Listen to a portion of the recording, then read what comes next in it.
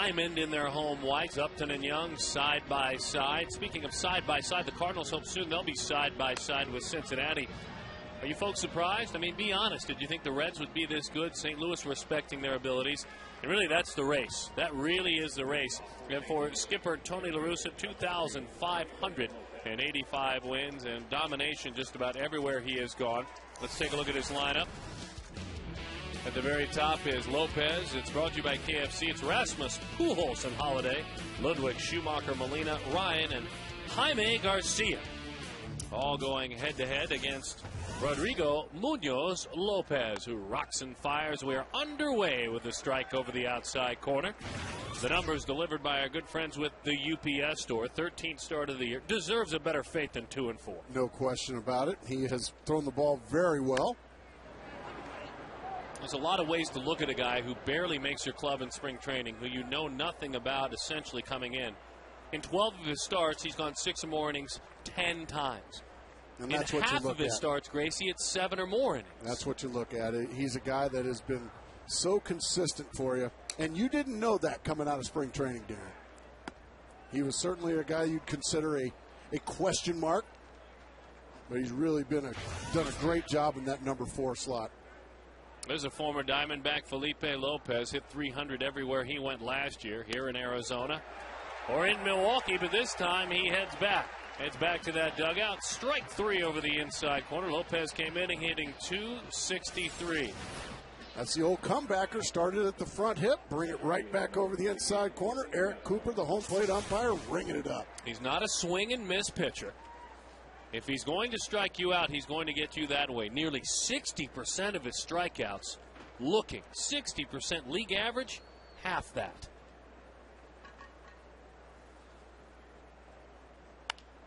Breaking ball, first pitch, effective pitch to Rasmus, a curveball, and Colby is erased. Came in hitting .292 with 10 home runs. Let's take a look defensively for the Diamondbacks, brought to you by Jaguar. Got to get Connor going offensively. Reynolds, Ojeda at short, and Kelly Johnson with Adam LaRoche. Chris Snyder is behind the plate. And Augie gets the work today as a chance for him to sharpen his skills against the St. Louis Cardinals. Everybody on everybody's bench has to occasionally see a start. And this man always sees a start. Albert Pujols. He and his Cardinals coming to town. The first pitch misses into Albert. Coming in at .306, 14 homers, 44 batted in, slugging .527. League average slugging percentage, .402 in the National League. So Albert gets under that one and pops it up high and into the seats it goes. And this is just the way you want to see Albert. You want to see him up in the first inning with nobody on and 2 outs. So Pujols, last 24 games against Arizona, you can see just the utter domination. And look at the on base. That means there's a lot of walks. That's the 1-1 pitch. Fouled that one off at home plate. And he just went right after the big fella, about letter high with a fastball, and got it by him. I mean, this is just challenging him upstairs. That one got a hunk of Chris Snyder and Eric Cooper behind the plate. He is 0 for 8 in his career against Rodrigo Lopez.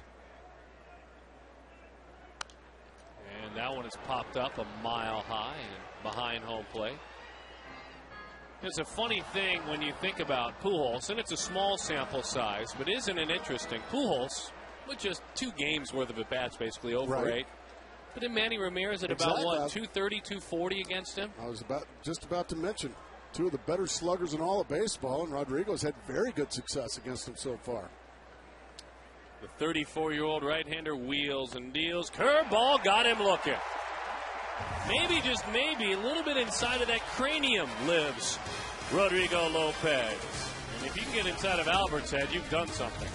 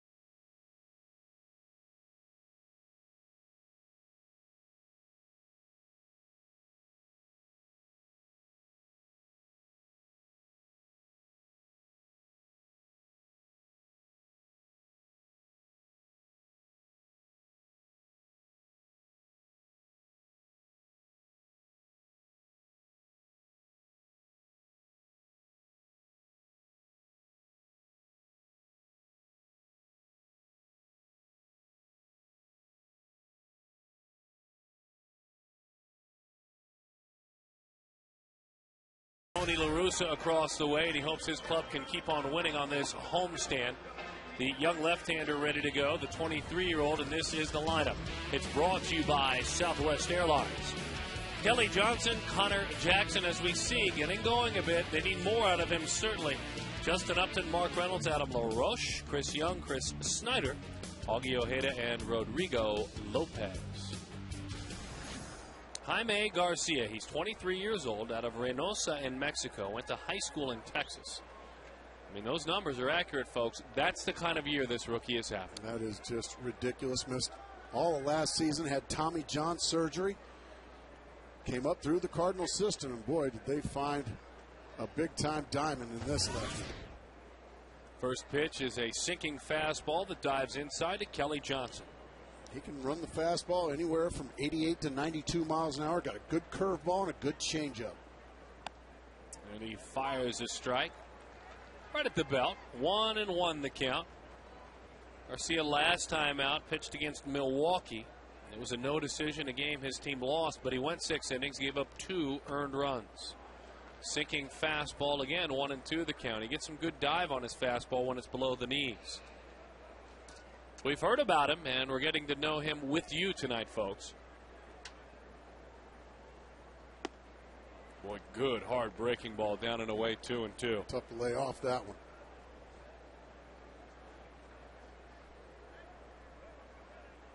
Kelly with 13 home runs, 32 batted in. He lays off a fastball outside. If there is any chink in the armor so far, it's that he can miss some. He can get a little bit wild.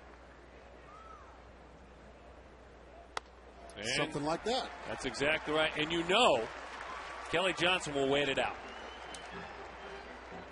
Defensively, unable to work, by the way, this defense for the Cardinals. Holiday, Rasmus, and Ryan Ludwig in right field. Felipe Lopez, Brendan Ryan, Skip Schumacher at second with Albert Pujols at first. Yadier Molina behind the plate with Jaime Garcia. Big Matt Holiday, certainly the 2 in the 1-2 punch offensively for these Cardinals. As Connor Jackson digs in and takes a pitch low, 1-0 the count. So far they are making him bring it to them, which is a good plan of attack. Connor in his career, you see the numbers this year, certainly continuing hoping what he has on this homestand. But overall this year, just the 1 home run on base percentage low for Connor. Big swing, and it's a topper foul. 1-1 the count. Well, that's some good movement down and away from Connor Jackson with that fastball. He loves the Cardinals. In his career, in 73 at-bats, 25 hits, a .342 hitter. And it's been a better homestand.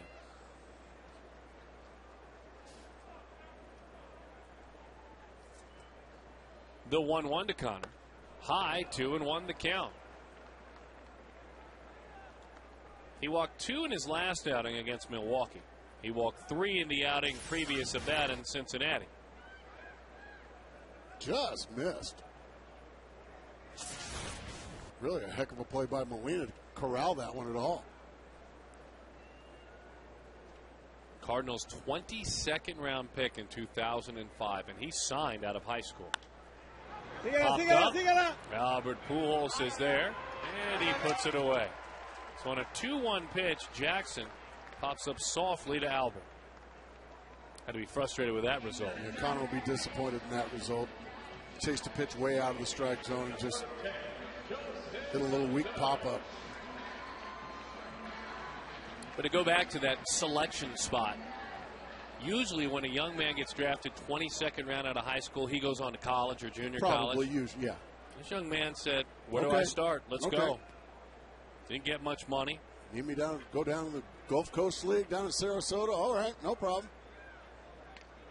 And rare is it a pitcher when he is drafted out of high school, 22nd round, that 3 years later, especially from the 22nd round, he's in the major leagues. After having Tommy John surgery. No, that's exactly right. Yeah, he had a brief cup of coffee in 08. Had 10 appearances, made it to the big leagues, then broke down, had Tommy John surgery, missed all of last year, except for a small amount of time where he pitched in the minor leagues. Johnson is driven back to the bag. The other part of the game is his athleticism with regard to holding base runners. He's obviously given up 54 hits and 29 walks, 1 stolen base against him. That's between him and his catcher, Yadier Molina. He's one of the best in the game at throwing out would-be base runners. But that's a big part of Tony La Russa's game plan, and that is he wants to shut down the opponent's running game. All of his teams, if you're going to pitch for him, you have to be able to shut down the running game. Which means you have to be quick to the plate. Right. Be able to slide step if you're a right-handed pitcher. Exactly right. Well, that's great. Vary your times. Pitches away to Justin Upton. We've spoke a lot about the differences in Upton this year against lefties. He has owned lefties throughout his career. And for some reason this year, lefties have managed to have their way with him.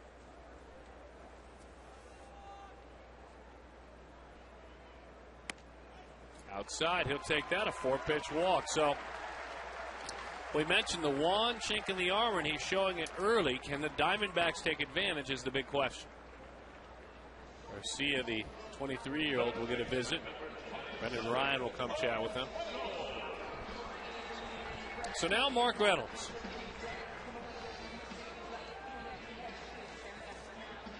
Hope your week was a good one, folks. It's nice to have that roof open again, isn't it? It's great. You know, the forecast for today, and I hope it continues over the weekend, but, I mean, a mild evening. I mean, you talk about the days ending in the 80s and could be into the 60s through the night. Why are we so blessed as the breaking ball bounces in there? Matter of fact, you brought that new top coat of yours. I did. Oh, I brought the top coat. I thought it might be a chilly night tonight.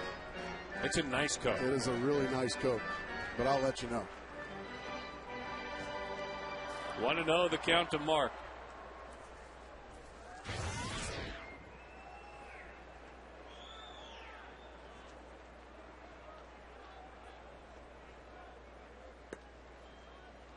Over the outside, 1-1 the count. The Diamondbacks scored 7 runs yesterday, but over their last 16 games, averaging just 3 runs per game and hitting just over 200, with 10 strikeouts per game as well. Painting, 1-2 the count. Good pitch. 2 pitches back to back. Knee high outside corner. Reynolds, all he could do was stare at both of them as they went by.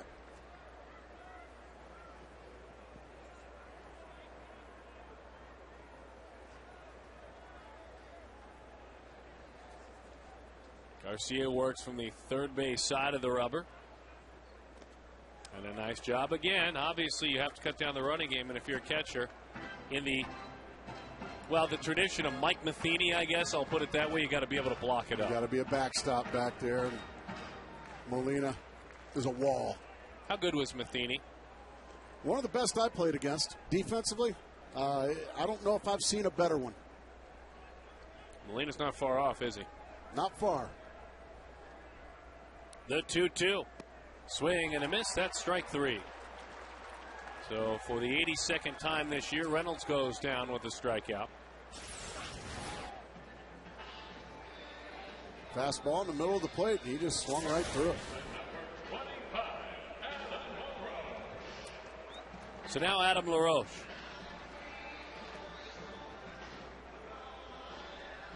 Adam with a chance against these Cardinals and on this homestand. Adam just 2 for 24 with 3 walks. Matter of fact, his last 13 games hitting at a clip just a tick over 100. As that is a strike. 0-1 the count. Good slider. Not a ton of tilt to that pitch. It almost looks like a cutter, but it's a slider, huh? I think that might be a cutter. I think that's the look to it. Because that was about 85, 86 miles an hour. 0-2 the count.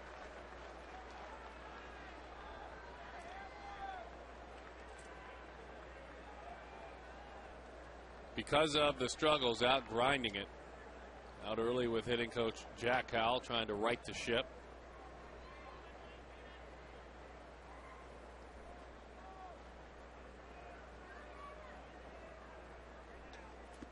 Nice job again, Molina. And this was earlier today. Working with Jack Howell. There's a lot going on with an open stance like that.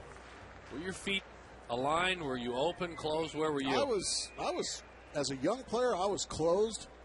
And then as I got a little older and pitchers started working me inside, I had to open up a little more. So towards the end of my career, I was a little bit open. There's kind of one motion there with his open stance, how it all kind of swings like closing a door. That's exactly right. As long as his front foot ends up going at the pitcher, then that's okay. I mean, it's a lot like Gonzo. Remember Gonzo's open stance? But he strode perfectly towards the pitcher. Doesn't matter where you start, it's where you are in the hitting position. This time, though, that cut fastball you were speaking of, you have a walk, a pop up to first, another walk, then back-to-back strikeouts by this young left-hander.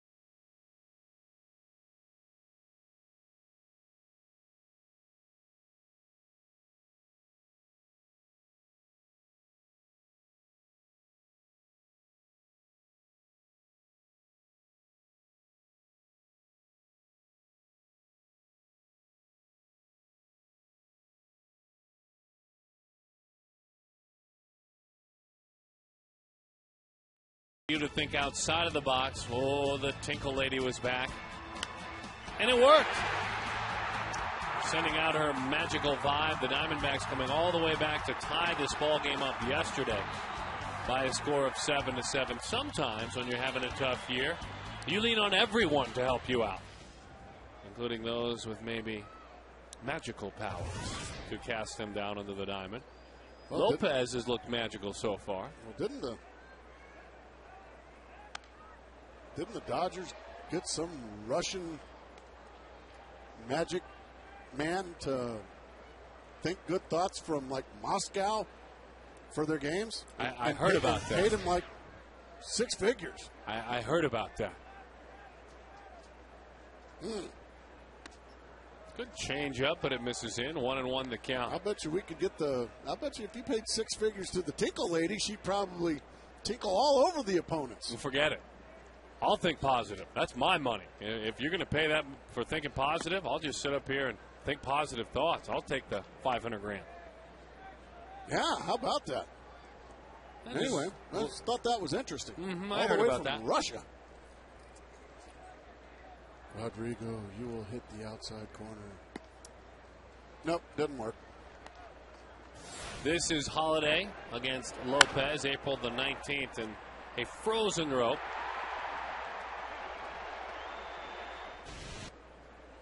3-1 the count. Curveball, fly ball, center field. Young tracking, still going. It's over his head, off the wall. He stayed on that ball nicely.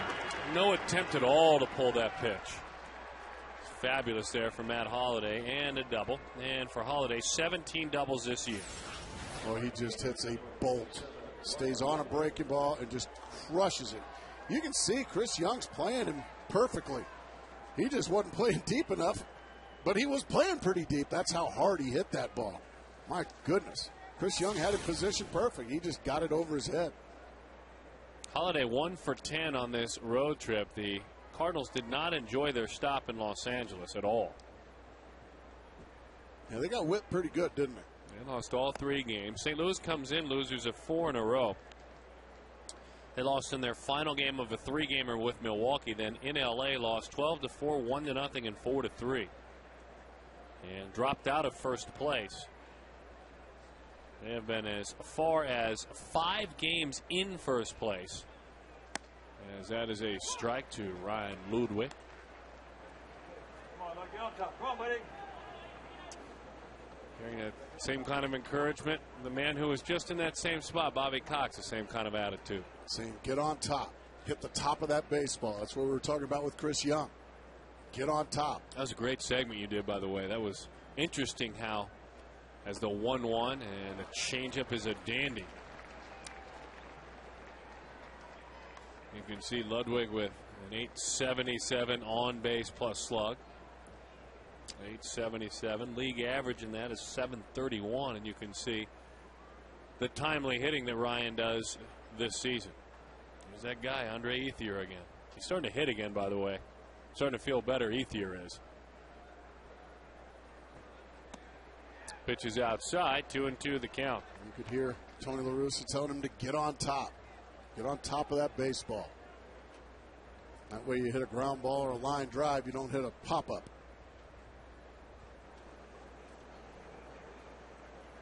I appreciate you saying that you liked that segment that we did, Darren. I thought that was interesting. It was significantly shorter than you and Al Roboski. Unbelievable. That one is popped up. LaRoche giving it a run. Kelly Johnson coming on. Nice play, Adam LaRoche. You know, through all of it with Adam and the struggles on this homestand, the glove has been there for him. Whether it's picking on the other side of the diamond or a play like that one. That's a really good play. That's a tough play. Makes it nicely. Gets rid of it quickly. And Holiday has to say at second base. So he didn't get on top of the baseball, Darren. He got on underneath it, hit the bottom of the baseball, and popped up. And that is an unproductive out in that situation because Holiday stays put. Hitting coach Mark McGuire looking on from the dugout.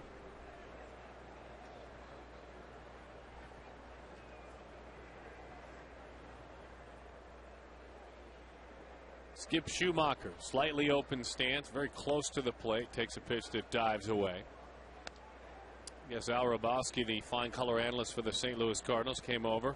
And I did love your numbers in your segment about the ground ball outs compared to the fly ball outs for Chris Young, how dramatically it has changed.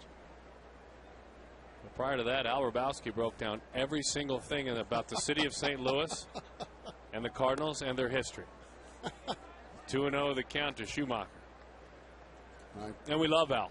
We do. I can't believe 26 years as a Cardinal broadcaster. I can't believe that I remember him as a player. Well, he was one of my favorites. You know, with Al, with regard to Al, he is really, really old. The 2-0. Fouled off at the plate. Really? I mean, not just old, but like really, really old, huh? There's Al. That's our good friend. I like to talk about his mindset when he was out there on the mound. He did. He did. We got him going on that. The Mad Hungary. Boy, was it showtime when he took the mound. You'll never see that again. You just won't. Grip initially, and then he'll put it in the glove, adjust as he. Curveball is high, and the count is 3-1 to Skip Schumacher. He would go back and rub up the baseball and slam that ball back into his glove and storm on top of the mound, staring the hitter down. That was so big league.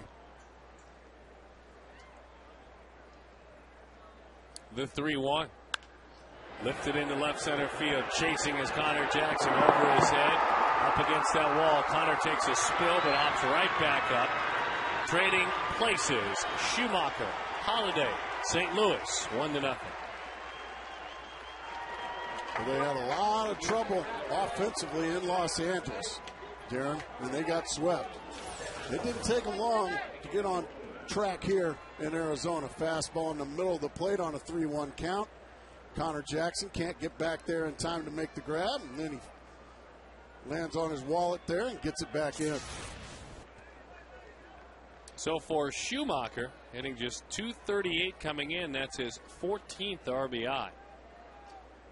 So they get Ludwig, who is red hot with runners in scoring position. 12 of his last 18 coming into that at bat. Then the man who gets him is Schumacher. Hey, you were talking about that mad Hungarian, that look that he had, that imposing, the hair and the mustache, the Fu Manchu. And he'd stare you down, slam that ball into his glove after he rubbed it up behind the mound. I miss those kind of days. Mm-hmm. The 0-1. Good pitch, fastball over the outside. And Darren, you being younger than me, he was probably done by the time. You probably don't remember seeing Roboski pitch, do you? Little bit near the end of his career, certainly. I mean, there wasn't a guy growing up in the Midwest, or a boy growing up in the Midwest that didn't get the wiffle ball or the tennis ball in the backyard, take it behind the mound, rub it up, and emulate. Whoa! There he is. But emulate Al Roboski, the mad Hungarian. You remember Diamondbacks reliever Jose Valverde? Yeah. It was different. It was not the intimidation factor. It was none of that. But there were some theatrics that went along with Valverde. Yeah, but usually Valverde he would celebrate the strikeouts and stuff like that. There was no celebrating with Roboski. Roboski was just a guy that was he tried to intimidate. Throws that one into center field. So Johnson trying to sneak in, and an error there by the Diamondbacks, by their pitcher.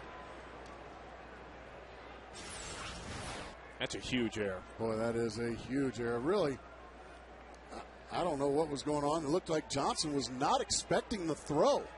I think Rodrigo just was expecting Johnson to be at the bag. Johnson was not expecting the throw, and sure enough, a free 90 feet. Now, job a lot easier for Yadier Molina. Now all it takes is a ground ball to make it a 2-0 game. And he does, with a ground ball into center field. Much like his big brother, he has grown into a clutch hitter, Yadier Molina. Just a .249 overall hitter, but he knows what to do when a run is handed to him. Boy, with a guy on third base, you get a guy up there like Molina that doesn't strike out. If you just put the ball in play, look at that right there, a little four-hopper right back up the box, not striking out. Good things happen if you put the ball in play in that situation. So for Molina, 29 RBIs. All you young players out there, put the ball in play with a guy on third and less than 2 outs. And here's Brendan Ryan. Breaking ball is away. 1-0 the count to Ryan. So the error turns out to be very, very costly. I think it changed the entire approach for Molina. Tough year offensively for Brendan. Got 15 walks on base at just .274 this year, and he's in that 8-hole, which doesn't make it easier. Breaking ball, and it's a strike. Brendan Ryan kind of leads the league in goofy. Uh-huh. Got a lot of quirkiness about him. He licks his shoulder or his arm when he brings it up. There it is. He was walking through the clubhouse today with spectacles on, glasses, a clipboard, and organizing something in the clubhouse. Walking around talking to guys and maybe some sort of a team outing, but literally looking over the clipboard. Maybe the commissioner of a pool or something. I don't like know, but it just again, unique man. Runner was on the move. It's a fly ball to right. This could be two. Upton, the throw off the mark. And he's back in? Yeah. Yeah, it was a poor throw from Upton. So he is safe. He is back into the bag. The double play was there for the taking. I mean, this is just an easy double play, but the throw goes up the line, and LaRoche misses the tag. Sure as the world. So another defensive mistake here by the Diamondbacks. That's the right call there by Mike Riley. the first base umpire.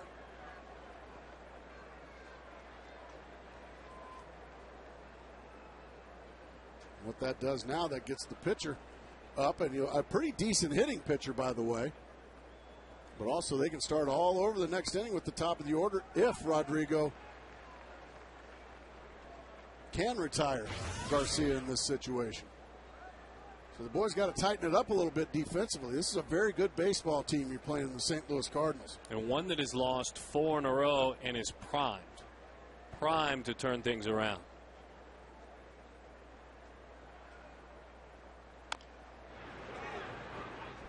Well, they've got a manager that hates, with capital letters, hates losing. He was not in a festive mood this afternoon. No, he wasn't, was he? 0-2 the count.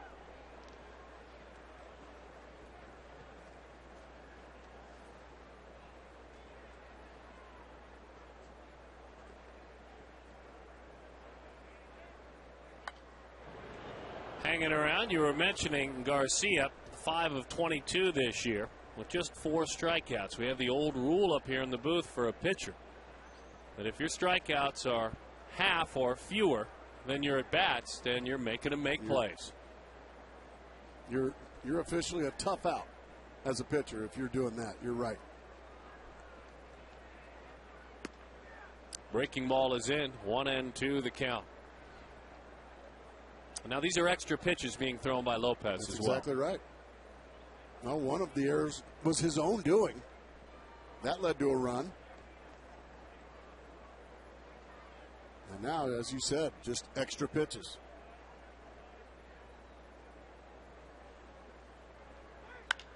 Bouncing ball. Johnson is there. 2-0 St. Louis.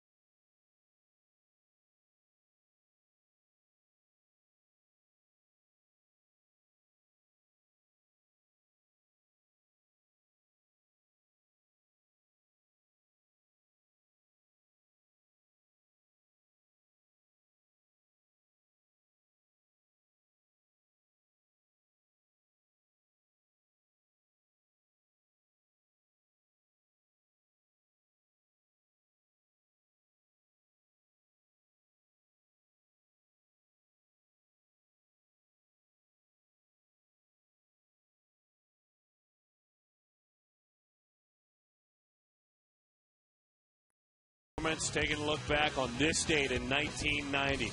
About 45 years old, Nolan Ryan, 14 strikeouts. How about that day? His 6th career no-hitter, and you bet his Texas Ranger teammates are celebrating. That's a ball player, Nolan Ryan. You got that right. How about 45 years old, 14 punch-outs? Did you recognize who that last hitter was that he got that last out? Did you recognize? I wasn't looking closely. Who was A's that? uniform. And if you're a Yankee fan or if you're from back east, he wore a Yankee uniform for almost his entire career. It was Willie Randolph. Okay. That made the final out of that no-hitter for Nolan Ryan. Now a coach with the Milwaukee Brewers, I think. Yes. Yes. Thanks. Bail me out. Sometimes facts get in the way of a good story. Yeah, that's all right. The catcher, I believe, if I'm not mistaken, was John Russell, the manager of the Pittsburgh Pirates. Manager of the Pittsburgh Pirates. 1-0 the count to Chris Young. And John Russell was the backup to Gino Petralli, who's not a manager anywhere. Now that makes the story even better. 1-1 the count to Young. Line drive into center field. The fabulous year for Young continues. Talk a little bit more about, Gracie, what you spoke of in the pregame show. The air outs compared to the ground outs and just the difference in Young, what you're seeing this year. Well, Chris worked long and hard. Chris was humiliated by his 09 season. So he made some big-time adjustments, and he is now just focused on hitting the top of the baseball. To hit a line drive, you have to hit the top of the baseball. There you see, look at the pop-up percentage last year, this year. 23%, almost a quarter of hits outs were pop-ups. Now, and especially a guy like Chris Young, Darren, if he's hitting the ball on the ground and on the line, now you can utilize your speed. And it's no surprise that Chris Young is hitting 274 this year, when last year at about this time he was hitting under 200. And now you can utilize your speed. You can make some things happen. So here is Chris Snyder, and the first pitch is a strike over the outside corner. In a year that's had a lot of tough stories here, it is nice daily to tip your cap to see why doing something. Strikeouts are way down on a team that is on a record pace for strikeouts. He is part of the solution, not the problem. He has made vast improvements in that category, putting the ball in play a lot more, and putting it in play on a line. I mean, hitting line drives, ground balls. That's why his homers are up. Last year at this time he had 4 home runs. He's got 10 this year. 41 RBIs. He had 14 RBIs last year on this date. 14. 41 this year. And he is certainly a threat to go, but as we have mentioned, the work of Molina, and this speaks of the difference. Boy, what a difference. What flip-flop that number. You talk Pretty about amazing. Being near the top of the league in RBIs all year, playing the position of center field. You never know, if this talk keeps up, they might start talking about him as an all-star selection. I mean, he all year long has been near the top in runs batted in all year long. I agree with you, and it's just taking pride in your game, taking pride in your production, your performance.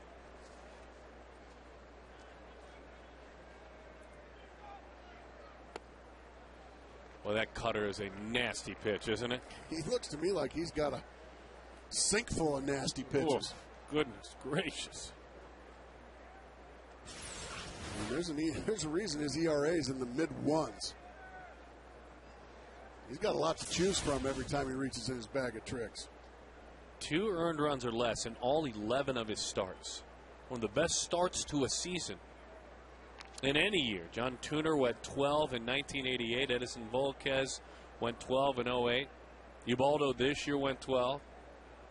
I mean, he is up there amongst one of the best starts, 2 earned runs or less to start a year ever. And this is his first full year, folks. Oh, and by the way, he had his elbow rebuilt last year. Rebuilt. 1-2 the count. Tough take there for Snyder, as that one is down and away. So I guess we can probably expect this from Jared Parker next year. I'm all in. What do you think? Yeah, you bet. Actually, you bet. There's that grip for the changeup. Because Jared was on his way to being here this year. He was on his way to being here. And probably going to be in the rotation if he was healthy. You've got me excited now, Gracie. Yep, see?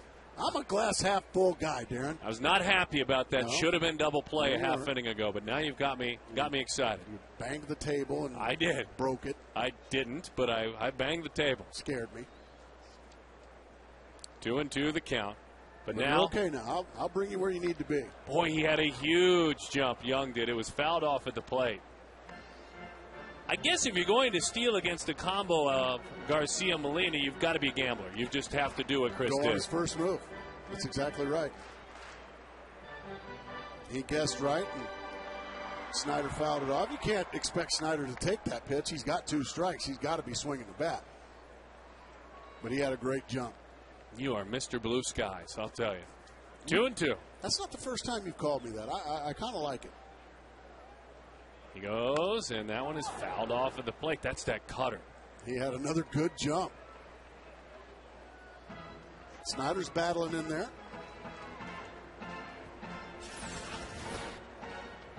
That's that cut fastball grip.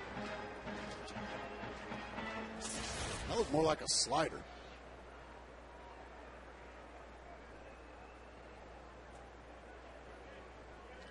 A cutter, a similar pitch. They're the combatants. He draws to throw back. And really, Chris Young doing a good job giving Jaime Garcia a little something extra to think about, something extra to look at out there. You might get a mistake, and Chris Snyder might be able to do some damage with it.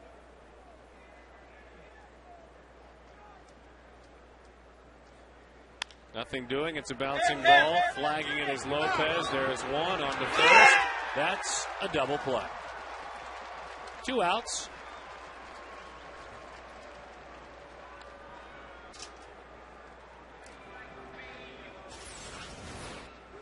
I didn't think there was any way they were going to be able to turn a double play on this. Nice job by Schumacher. I mean, Chris Young goes in there hard.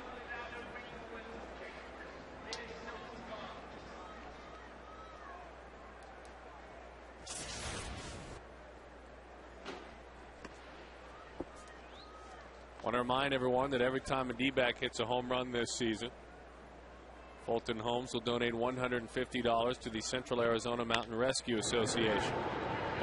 Ground ball to short, sidearm throw. Albert can't dig it, so off the front of the dugout it goes. Did Augie take any sort of a turn? No, he did not. They'll pop a tag on him just in case. Nope, he did not.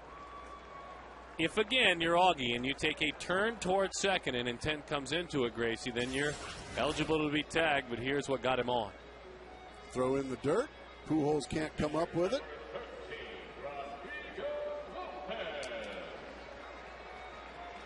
And Bill Miller looking right at it the whole way. There was no attempt at all. So that'll go as an error on Brendan Ryan. Now that'll clear Rodrigo Lopez. So the favor handed right back that the Diamondbacks handed to the St. Louis Cardinals. 1-0 the count to Rodrigo. But St. Louis played it a couple of runs in that second inning. Doubles by Holiday and Schumacher. And then an RBI single by Yadier Molina. 1-1 the count. Rodrigo, 3 for 28 this year. Strikes out exactly half the time. 14 strikeouts on the season. 1-2 the count. Rodrigo missed that one by a lot.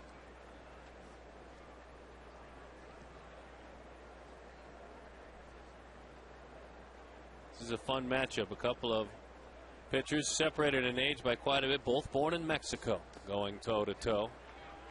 Garcia, as we mentioned, born in Reynosa, Mexico. Rodrigo, Tlalnepantla, Mexico, outside of Mexico City. Your pronunciation is impeccable. I've had a little bit of practice on that one. I still probably am off. All right. Rodrigo needs to swing right now. The 2-2. Well, it's low. 3-2 the count. Nice job by Rodrigo. Garcia, 41 pitches into this. Bouncing ball, middle of the diamond, right around the bag. And in time for the out. So Rodrigo gets a chance, clears the lineup. Same thing happened with the Cardinals, but St. Louis leads it 2-0.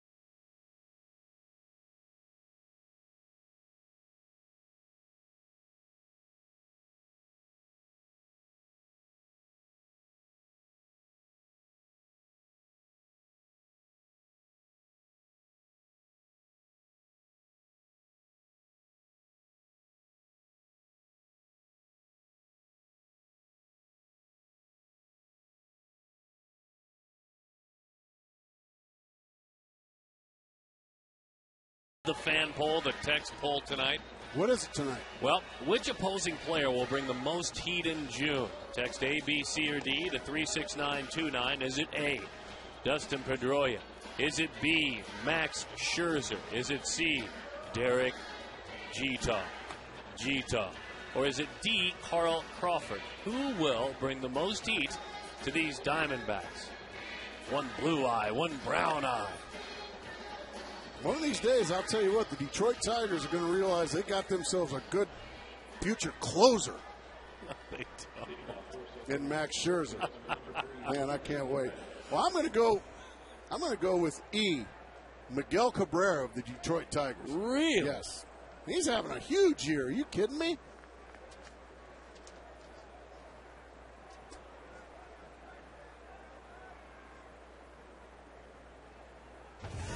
But they don't need Max Scherzer to be a closer now because Jose Valverde is doing quite fine, thank you, as the Detroit closer.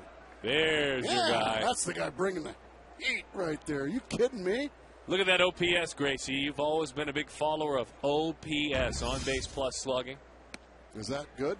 Over 1,000. Yeah, is that good? League average is 731. He's at 1080.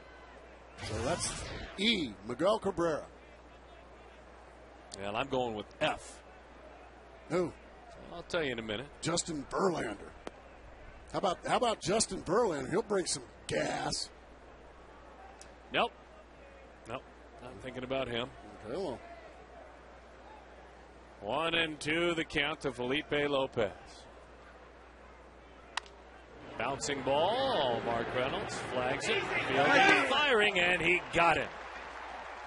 Nice play on both ends. Reynolds ranging a long way to his left.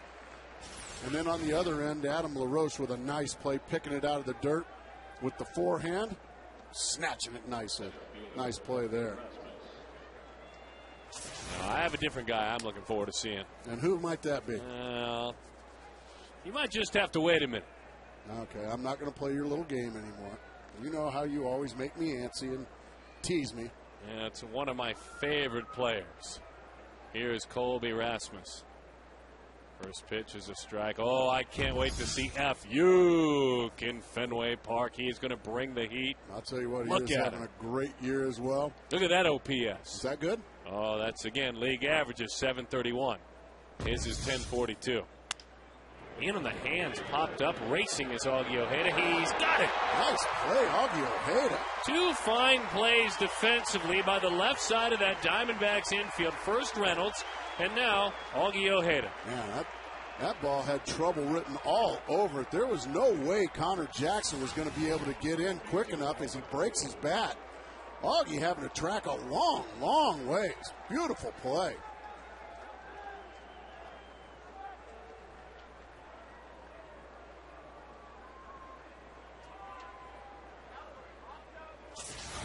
He's getting some D behind him in this inning. That's good to see after a tough inning and some defensive lapses in the last inning. One was his very own. Albert Pujols takes a changeup for strike one. And again, Albert now hitless in 9 at-bats in his career against Lopez.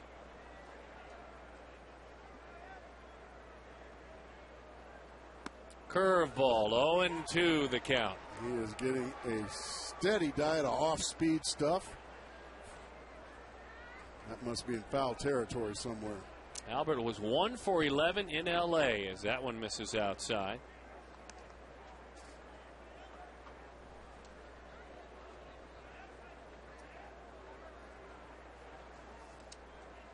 Nice. Great sign. The 1-2. Pitches outside. St. Louis in their last 4 games, we've told you they're winless.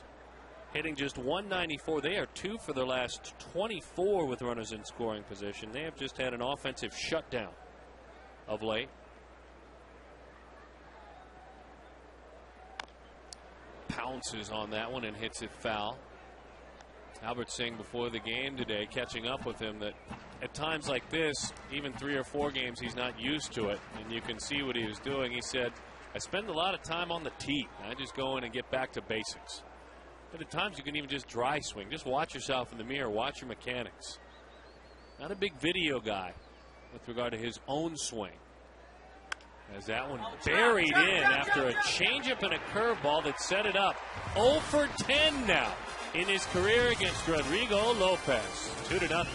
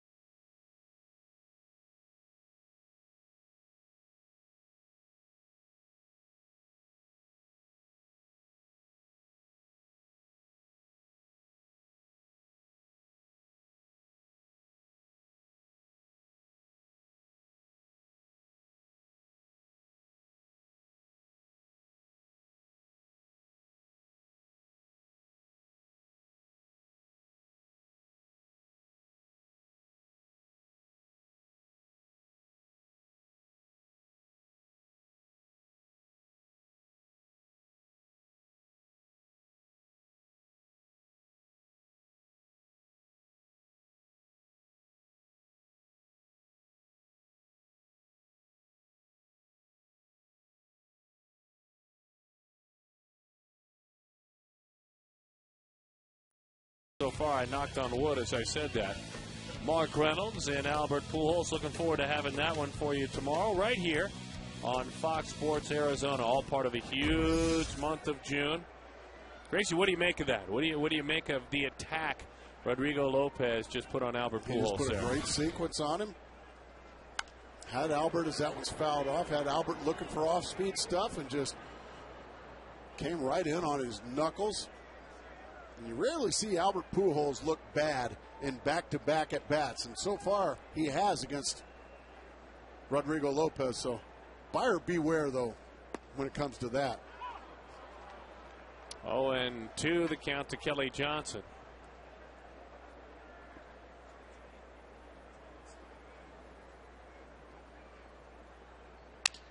Broke his bat. The throw and a bit off the mark, so Pujols and Johnson get together, and the play is made for the out.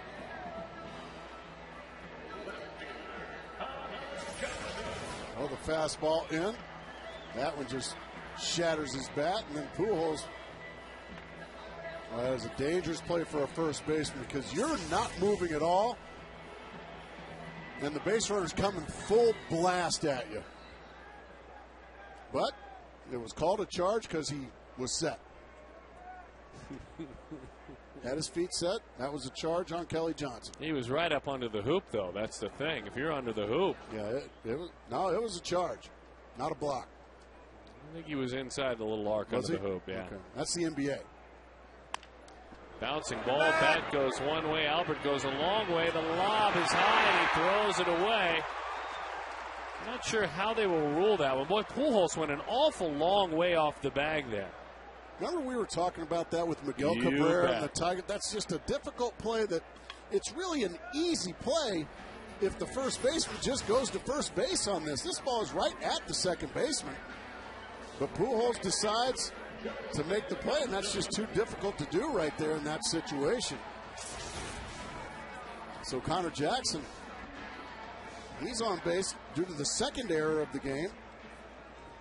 This one on Albert Pujols. No-brainer error in your mind? Absolutely, that's an error. How could it be a hit? It's not an easy throw. He set it up. He set the difficulty up, but it wasn't an easy throw running away from the bag. Yeah, that's why I asked. I love Albert Pujols as a defensive first baseman, but he'll be the first to tell you that was a terrible play. Oh, I don't know, Gracie. The folks at the Diamondbacks bullpen website, they love him more than you. They were talking about him today. So excited he was coming to town. 0-1 the count. Hey, can I quickly, Darren, interrupt and give a shout out to my buddy in Edmonton, Alberta. They're watching us in Edmonton, Alberta. Are right they really now. tonight? Kyle Chase and his buddies are watching us right now. So, hello, Kyle, and all the boys up in Edmonton. Thanks for watching. Justin Upton, bouncing ball. There's one. There's two. You just got that shout out in time. How we looking?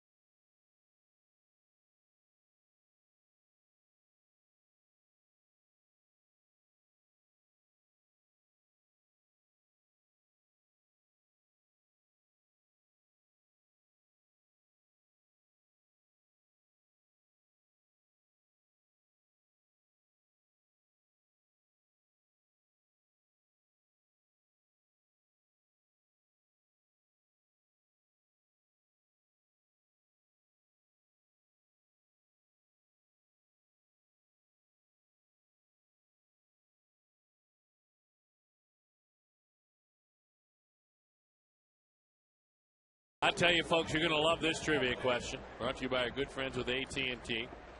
What pitcher holds the Cardinals' rookie record for strikeouts in a season? What pitcher holds the Cardinals' rookie record for strikeouts in a season? I like that. So think about that, if you will.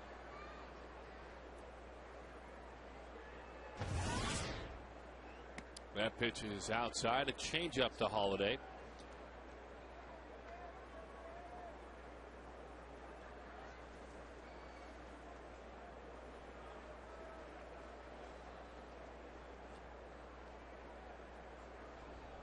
The 1-0.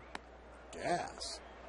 So changeup, then fastball. Remember, Holiday beat him with a slider away and hit it into right center field. 2-0, the Cardinals lead it. Whoa, what a gorgeous night it is here in Arizona. Loving it. High fly, left field, an easy chance for Kojak, I think. There he goes, looked up into that sky. He found it and puts it away, so 1 away. Voting now is open for the 2010 All-Star Game in Anaheim. Send your D-backs and any deserving All-Stars to the All-Star Game. Vote early, vote often. Vote now at dbacks.com. Looking forward to that and love voting. I am bringing. I voted today. On our flight to Boston, Gracie, I'm bringing a box of ballots. We're just going to vote and vote and vote. Yeah, we'll have about 5 or so hours to do it. It's going to be great, as that is a strike. What are we doing for our off day in Boston? Well, we'll have to find something. We're going to have to do a duck tour. I think it's been a long time Ride the duck since you boat and again? Yes, since we've done that. And I love quacking those kazoos. And it's a truly historical way to get around town. I agree. Go the route of Paul Revere. The great amphibious vehicles from World War II that are used in those tours. The duck boats. Love them. Fun. 1-1 the count.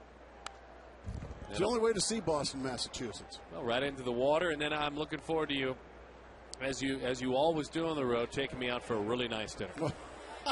Well, that's true. I seem to always do that. I always get a call right as the bill comes. Or else you Have to go to the bathroom or something like that. 1-2. Yikes, almost painted the outside corner. Good effort there. 2-2 to the count. As we mentioned, all those strikeouts looking. I mean, double league average. 2 of his strikeouts today, and they've both been looking. Curveball. Rocketed down the line, and into the seats it goes.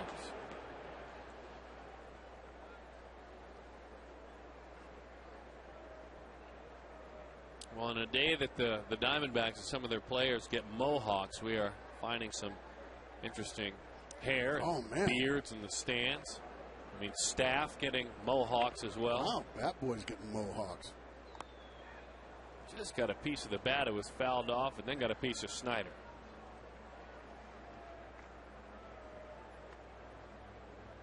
Oh, he's had one, and oh dear, he's got one, and he's kind of got a little mix, and then there's that. Chad Qualls with one, Boyer with one. Oh dear, wow.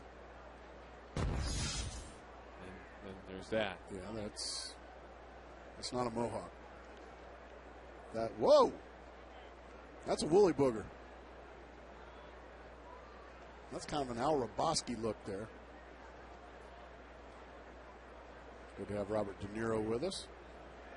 3-2, fastball, popped it up. It looks like it's playable. Snyder fires that mask away, and he puts it to bed.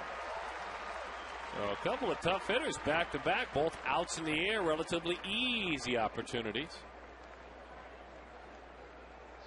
And a good way to start things. Straight up it goes. Now get the mask out of there. You don't want to trip over it, so just throw it plenty distance away from you and go make the play. Nicely done there by Chris Snyder and his mohawk. Yes, he does have a mohawk. Here's Skip Schumacher. Spoke with Edwin Jackson before the game today. As a matter of fact, had a chance to sit down and interview him. We'll share over this weekend and on the road trip some thoughts from Edwin. But he does not want blame for his teammates and their mohawk, because he said, I did it early. As that one is a fly ball center field. Schumacher drives it. And he made it clear, did Edwin Jackson, that simply put, mine just looks better than all of my teammates. And I have to agree with him. And I think he's right.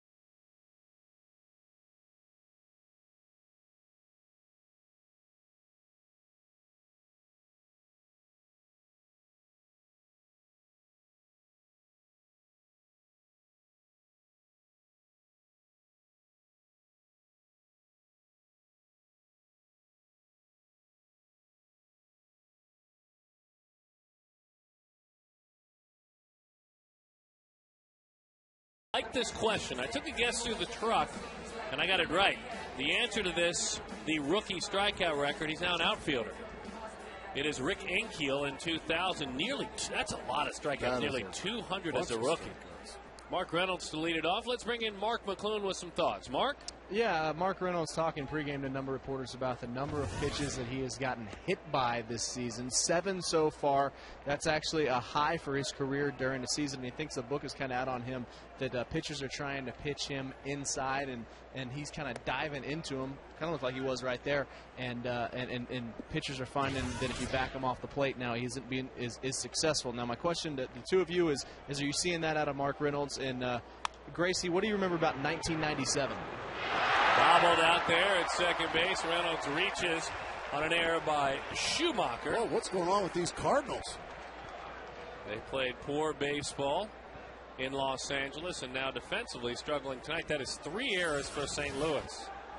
That ball just comes up, takes a bite out of Schumacher. I'm sorry, Mark McClune. What was the question again? 1997, right, Big Mac? 1997. How many pitches do you think you got hit by that year? I wasn't a guy that got hit a whole lot, so I'm guessing probably 4 or 5. It was 6. Okay. And at this point in the season, Mark Reynolds has already been hit by more pitches than you were hit by that year, and that was the most you ever got hit by in your career. Wow. Very good stuff. That's big league. Craig Biggio, by the way, got hit by 34 in 1997. And then Huey Jennings, who started playing in 1869, 1 year got hit by 51 pitches. Well, I didn't like getting hit. Like Craig Biggio got hit a lot because he wore all that armor. Right. And he'd stick his elbow in front of it, and it would, But I just didn't like getting hit by pitches because it hurt. I can see that. Yeah, I mean, but now they Barry Bonds wore that armor. Mo Vaughn, remember that Mo Vaughn armor he used to wear? Remember. He'd hover over that plate. Oh yeah, I love Big Mo. He's I can't get enough of him. Great guy. He's Albert Dunn-esque for me. He's one of the better guys. Yeah, but if you get hit by a pitch, it's supposed to hurt, isn't it? You're supposed to get out of the way of it. Good stuff, Mark McClune, and that's a bouncing ball. And the only play right behind as Reynolds races over to second.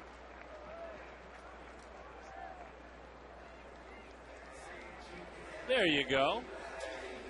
Jason Kendall on that list as well. You know who gets hit a lot still, who had the rookie record for being hit by pitches and doesn't wear body armor, is David Eckstein gets hit a lot. Has his whole career. He's right on top of the plate.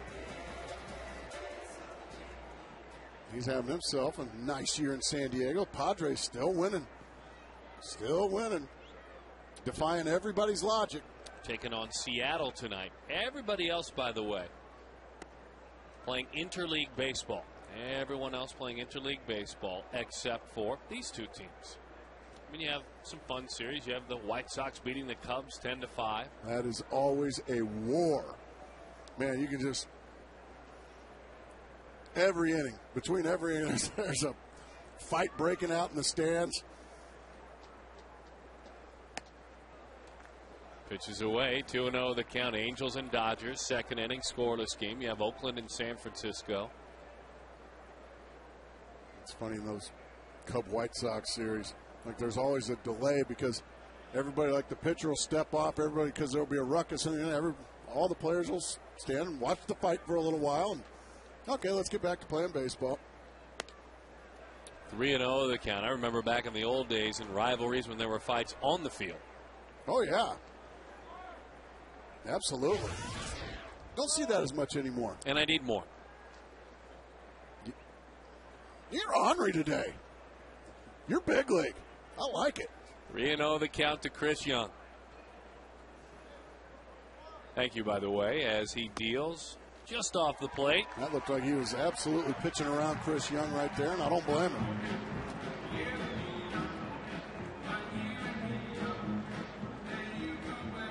Well, you ornery rascal, why don't you tell me a little bit about something coming up for us? Well, baseball fans can make their own cool play, and we both like this. Chaz Roberts, Carrier, and Goodman invite you to help Arizona families stay cool this summer. There aren't going to be many more beautiful nights like tonight. Nominate a deserving family to win a new air conditioning system, and for details, go to ChazRoberts.com/cool-play. And that's a great thing. A lot of people nominating those that they know are in need. And we're loving hearing about that. Snyder hitless in his last 13 with runners in scoring position as the breaking ball is high. 1-0 the count for the Cardinals. 2 runs, 3 hits, 3 errors in the ball game for the Diamondbacks. 0-1-1.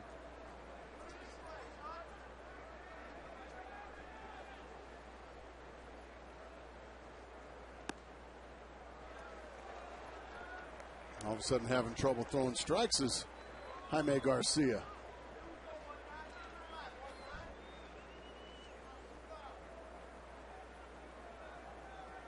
This guy just does not give up many runs at all. ERA in the mid-ones. Bat breaks. Bo breaking Porter. A lot of bats. Look out, Bo. That was scary. I mean, really scary for Bo right there. There's your maple bats again, Gracie. The maple bat. We already saw a lady earlier this year, Darren, get hurt in the stands in Dodger Stadium. Fortunately, Bo Porter, I mean, barely escaping big-time harm right there. That was a helicopter javelin going Bo Porter's way. Man, got to find a way to get him out of Major League Baseball. You have to keep the players, the umpires, the coaches, and especially the fans, you got to find a way to keep them safe. Boy, imagine if that jagged edge had hit Bo Porter. The sharp edge. There's got to be a safer way to do things. That one popped foul. Oh, my goodness. It's dropped down below in a terrible play by our good friend. He's a great writer, Steve Gilbert, over there at MLB.com. Yep, you can hear him screaming all the way down the hall. He just put his earphones back in. Awful play. He had it. It was right in his arms. He should be ashamed of himself again. He had it. 3-2 the count.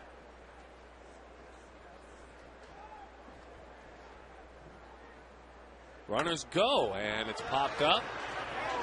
Albert's taking a look. He'll get some help when he gets over there. He's got plenty of room. And he puts it away for the second out of the inning. So as you mentioned, pitched around Young, went after Snyder and gets the pop out. So now Augie Ojeda. Ran to a spot, got a lot of help, and then made the grab. So now it's going to be up to Augie Ojeda.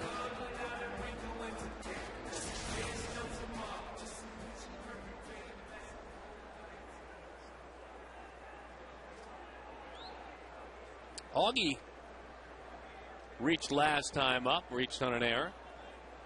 Big chance for Augie Ojeda. Nice job. Boy, can he block a baseball. What does he do right in blocking these balls? He's just got great feet, great instincts. Watch him just drop to his knees. And there, he doesn't leave a 5-hole, Darren. There's no place for that ball to go but right in front of his chest protector and right in front of him. That's just perfect fundamentals of blocking a baseball.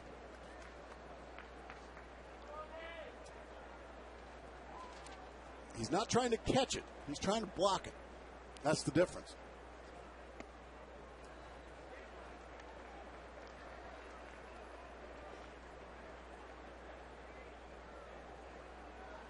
Two 2-0 the count to Augie. Diamondbacks trying to crank this offense up, see if they can get something going. For the first time on the season yesterday, they lost a ball game in which they scored 6 or more runs. That had not happened at all this season. And so that was certainly frustrating for Arizona. One thing you hope you don't get from Augie is the strikeout that has plagued this team. He's a guy you hope can put it in play. As we saw with Yadier Molina earlier in the game, if you just put it in play, you give yourself a chance.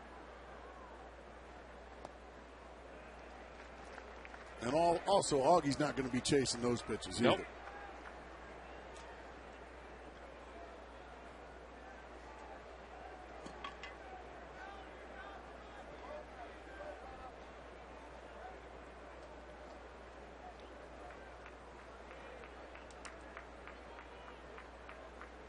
The 3-1 with 2 outs, and not chasing any of them, so Worst case scenario again, Rodrigo Lopez will be done this inning, and you clear the pitcher. Well, also when you're got a guy out there that, you know, his ball moves so much, a lot of times it can move out of the strike zone. That's the danger of. Now, he pitched around Chris Young to get to Snyder. He just pitched around Ojeda to now get to Lopez. Sometimes all that pitching around can come back and burn you if you're not careful. You are exactly right. We talk about that a lot on this show. Just takes a poke at it. Just something like that is all it takes, and that's 2 runs if you just poke it somewhere where they ain't. Oh, dear. Oh, dear. Oh, dear. Oh, dear. Well, he's going to break out of that right now. Bases are loaded. The 0-1. Bouncing ball to the right side. They've already made 3 errors. One would imagine they'll make this play. So, Lopez is cleared. Pujols puts it away.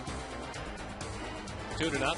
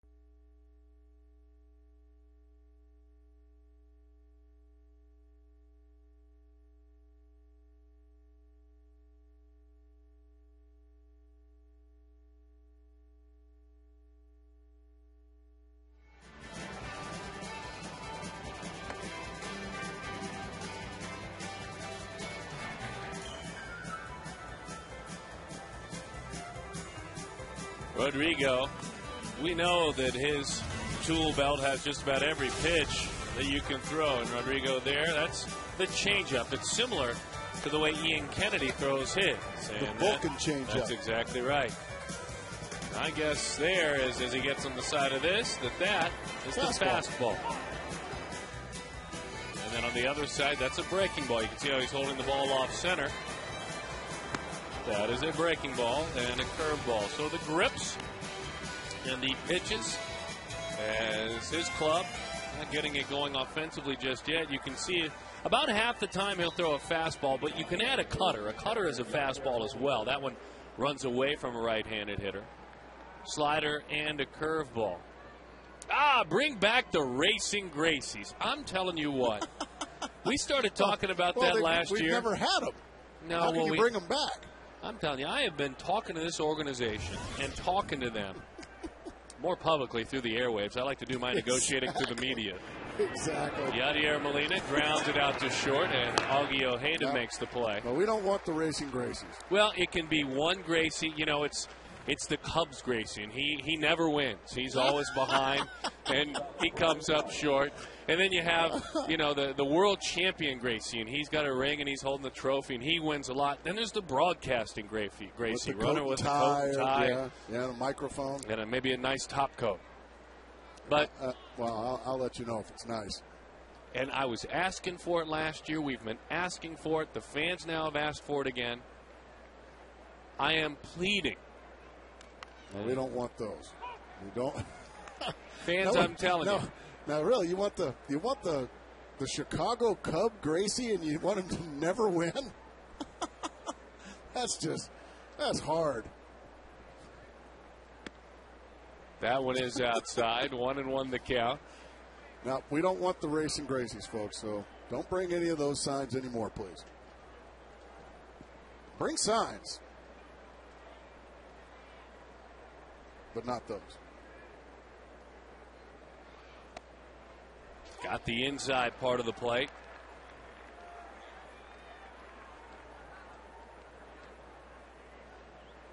One and two the count.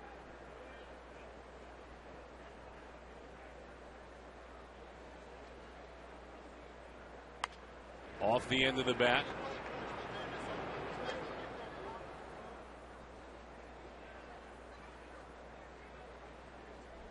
I mean, maybe we need a fourth. Maybe we do all the racing Gracies and like a Matty.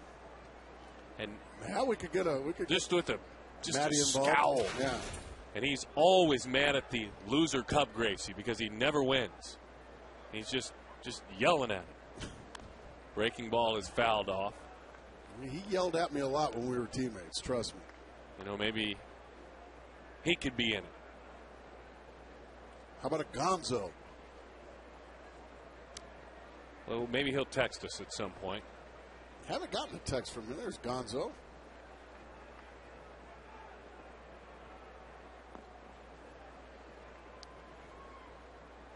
Just always happy, smiling.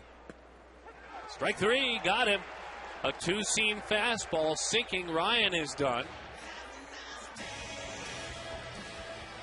What Do You Know is brought to you by Radio Shack. Always good to see Mark McGwire in the ballpark on June 11th, 2000. Mark McGwire homered in his Major League Baseball record 37th different ballpark at Comerica in the first inning off of Dave Malicki. Didn't at one point he hit it in batting practice through that area? He hit it through that open panel in batting practice, yes. Yes, he did. I'm told in Friday's Front Row Sports Grill he put that R out up there as well. I think he even went further than that. Really, up in the Futures field? Yeah, he went even further than like the next pitch he hit further. Yeah, the one he knocked the R out, he got jammed a little bit.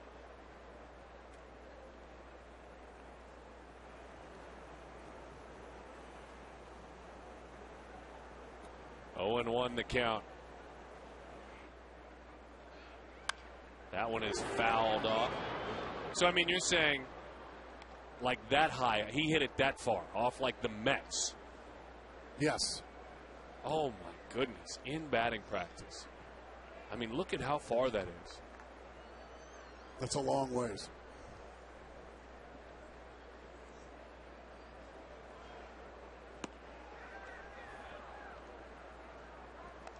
Once again, Rodrigo Lopez throwing the ball well. But once again, he's up against a tough customer, and his offense is struggling. Almost took out his third base coach there, Jose Kendo. Jose, he's hearing about it down there. Is that the D train getting on him, Dontrell Willis? Somebody's getting on him down there. Yep. He was a good player, a valuable player. They called him the secret weapon. He gets a lot of credit as a coach, too, Gracie. I mean, a lot of guys thank him for his help. Another strikeout looking. That's how he gets all of them. And as a matter of fact, he has now sat down 11 in a row. 11 straight retired. Boys, you got to get him some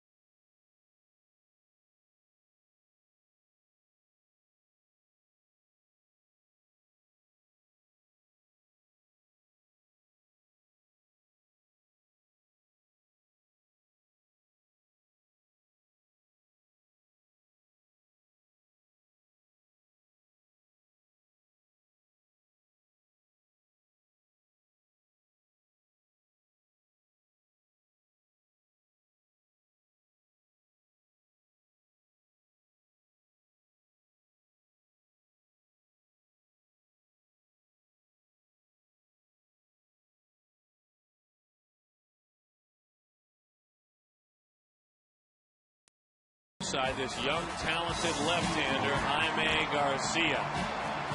That right across the four seams, straight fastball as he painted a strike to LaRoche. Then you can see the fingers spread out. That's a changeup. Watch it die at home plate to Chris Snyder. Then on the side of the baseball and with pressure on that middle finger, watch this one dive. This is a cut fastball there. And just good stuff tonight. And here he goes again, Gracie, here in the fifth, throwing a one-hit shutout. Here he goes again, as you said. Just changes speed, moves it around. And you can see Kelly with our new Amica hit zone changed it up a little bit. Where do they pitch him? Well, as you look at that, they pitch him away a lot. They're going to make him beat you away. And if they're going in, Gracie, they're going down and in. That's exactly right. Megan Sheehan, a great job working on that hit zone along with Scott Snyder. Quite honestly, making it. Kelly reaches. He reaches on an infield hit there. Well, Albert's having a tough time out there tonight. He is a great defensive first baseman. That's a ball he should have gone for. And because he went to the bag, Schumacher has to go way too far to his left. I mean, that ball's right there for Albert to go get. He goes to the bag, and Kelly hustling all the way, beats it. That's an infield hit. There's no error on that. It was just a mental error on Albert Pujols' part by not going for the baseball.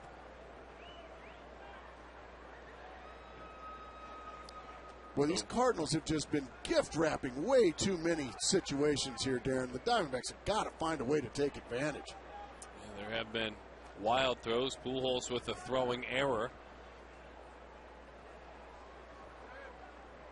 And so certainly struggling tonight. You bet. And we knew walks would be a part of the equation. There have been 4 walks already. And Connor Jackson, or Kojak, as Gracie likes to call him. And the Diamondbacks through 4 innings left 6 men on base. And they've only got, that's now their second hit. But there's been plenty of opportunities. They just haven't cashed them in.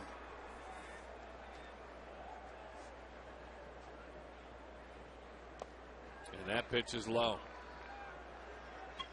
You know, in the first inning is the chance the Diamondbacks had with a couple of base runners. He has given up 5 runs in the first inning this year. 5 in 11 total first innings. 10 in all other innings combined. So he is a guy who will settle in when you talk about the work he has done. A 1.73 ERA on the road. He's got Johnson picked off. Pujols says, get it back to me, let me get involved in the play. He popped the tag right there on Kelly Johnson. It'll end up being ruled as a caught stealing, but he picked him off. Kelly wasn't going anywhere. He just got picked off.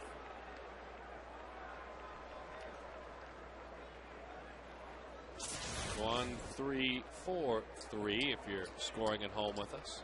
I'm wondering if there might have been a hit and run or something on right there.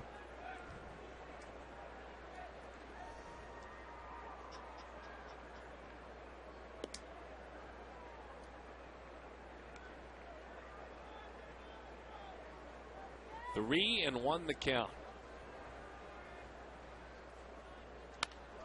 Connor, isn't that always how it works out?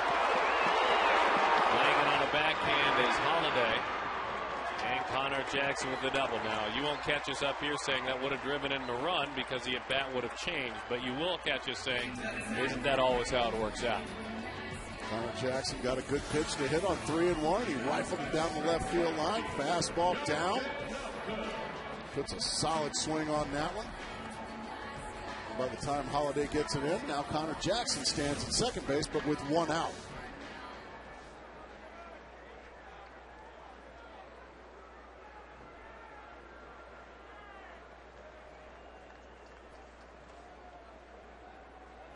Ten total base runners have reached for the Diamondbacks in 4 1/3 innings.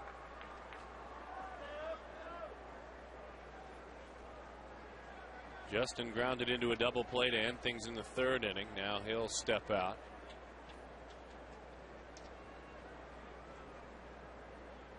Didn't look right, so he stepped out. Didn't feel right for some reason, so here we go. Well, he does not look right. He is grimacing.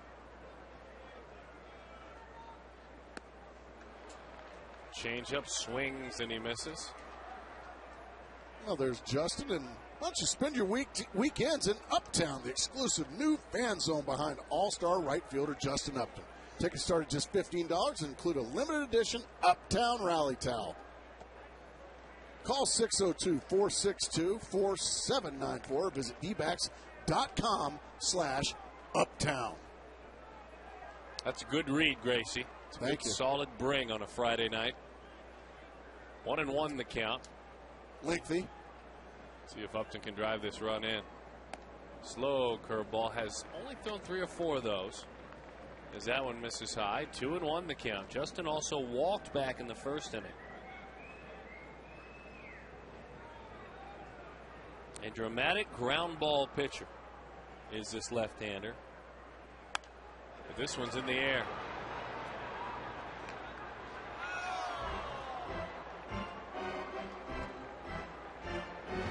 Two and two the count. The Diamondbacks overall this year hitting a respectable .283 with runners in scoring position, but that number has been coming down over the last 16 games, and then add on tonight's game, hitting just .172. And that split pounds that one off his foot. 2 balls and 2 strikes with 1 out.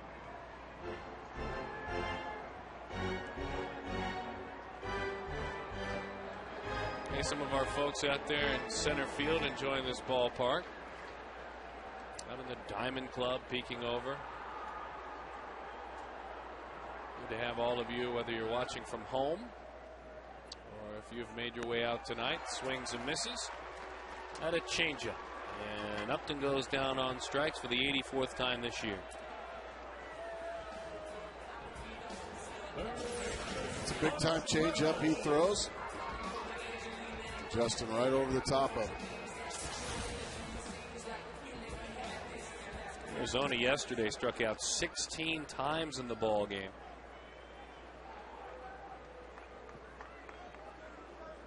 As they will intentionally walk Mark Reynolds here.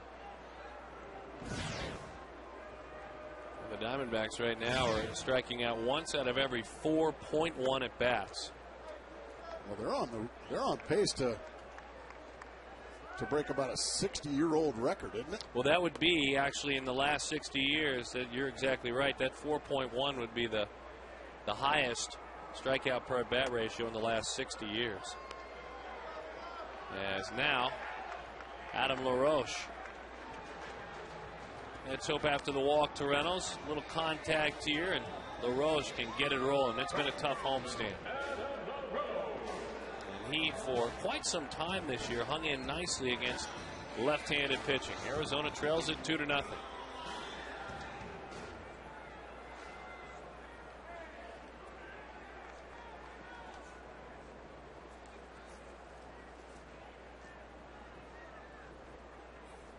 Adam hitting .311 against lefties as that one is in. He is 14 hits and 45 at bats coming in. 3 of his home runs have come against left-handed pitching. Isn't it interesting? But so he's hit lefties better than righties, but yet the book tells you.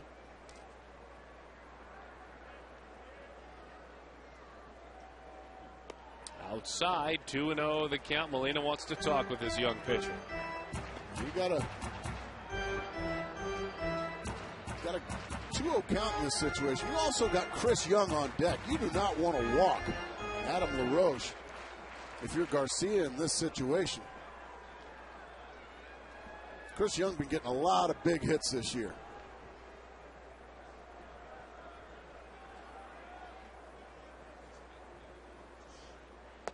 Swing and a miss at a cut fastball.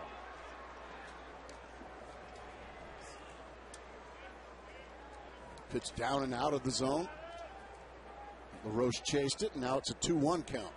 LaRoche 151 at bats against right-handed pitching and 45 at bats against left-handed pitching. As that one just missed a fastball outside.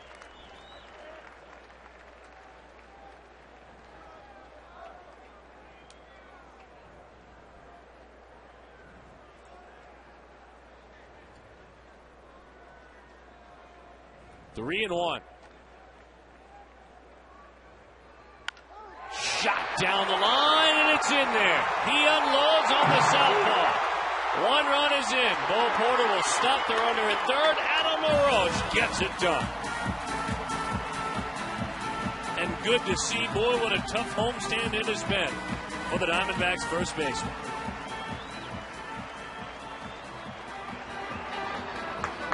15 doubles this year. Well, they elected to walk Mark Reynolds to get the left-handed hitting LaRoche, but as you stated, Darren, before he hit the double, he hits left-handers significantly better this year than he does right-handers. So Tony La Russa rolled the dice, and in that situation, he crapped out. Now Chris Young, I would imagine try to pitch around him, but Molina's in his crouch. They're going to pitch to him. Or maybe try to pitch around him, but when you throw 4 like that, that was a good cut fastball low.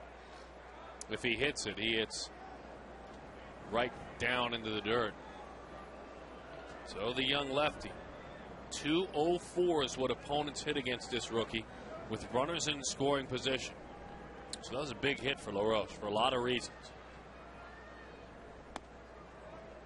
Change up. 1-1 the up in the count. zone. That was a good pitch right there. Now, mind you, he has not given up more than 2 earned runs in any of his starts this season.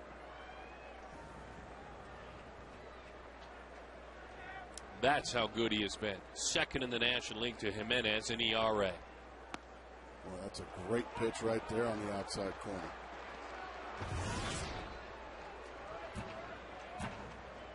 Already 98 pitches for the youngster. Chris Young looking for that big hit to get him over the top.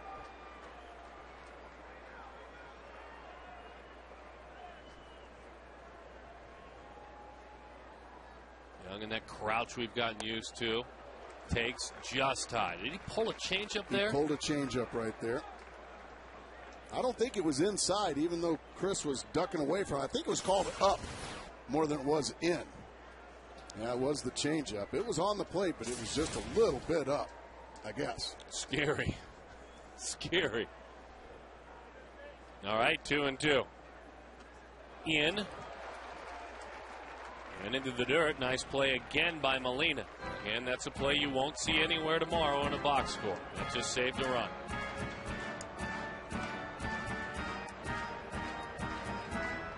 41 RBIs.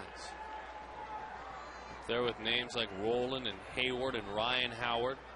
Albert has 44. Troy Gloss leads the league with 46. Got him with a changeup. Young goes down on strikes. I'll tell you, 52 balls and 50 strikes, so he has missed out of the zone more than he has been in it. But this is the pitch of the night.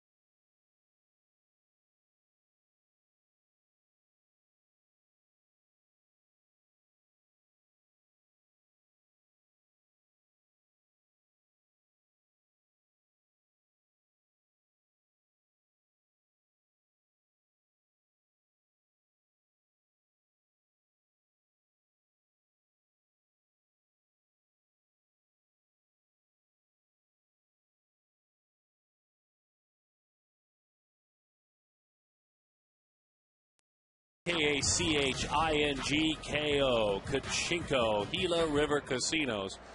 Learn how you can play right here at Chase Field by going to the interactive kiosk. It's out near section 111. During Arizona Diamondbacks regular season home games, it is Kachinko. And certainly a wonderful part of the baseball experience. You saw it right there. It's a great area out there. Looking forward to getting out there. We'll have one of our telecasts we'll be doing from out in the Kachinko area real soon. Really not very good idea at all. Felipe Lopez, switch hitter, as he takes a strike. You can see 1 inning is the story. Otherwise, look how solid he has been. He has rolled, sat down 11 in a row, make it 12 in all likelihood, as Augie rocks and fires after fielding that ground ball, and Felipe Lopez is 0 for 3. All this good work, and his Diamondbacks still trail it by a score of 2-1. Arizona's now left 8 runners on base. 8 through 5 innings. Got a runner picked off last inning. That was painful. Colby Rasmus, by the way. You want to talk about somebody who had a huge week last week? Tell me about it. Well, he was a National League Player of the Week. That's a week. You go 11 for 22. You slug 1,000. Slug. Unbelievable.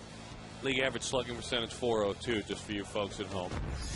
So the National League Player of the Week. This time, though, he fouls it off. Tonight, he's been in the air twice. He has flied to center and popped to short. One of the best hitting center fielders now in the big leagues. I like this kid. I like the way he plays the game. Got great speed, got developing power.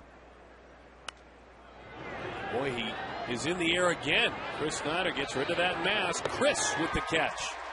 And a nice job there. Rodrigo really throwing the ball beautifully right now. Changing speeds, pitching inside, getting a lot of easy outs.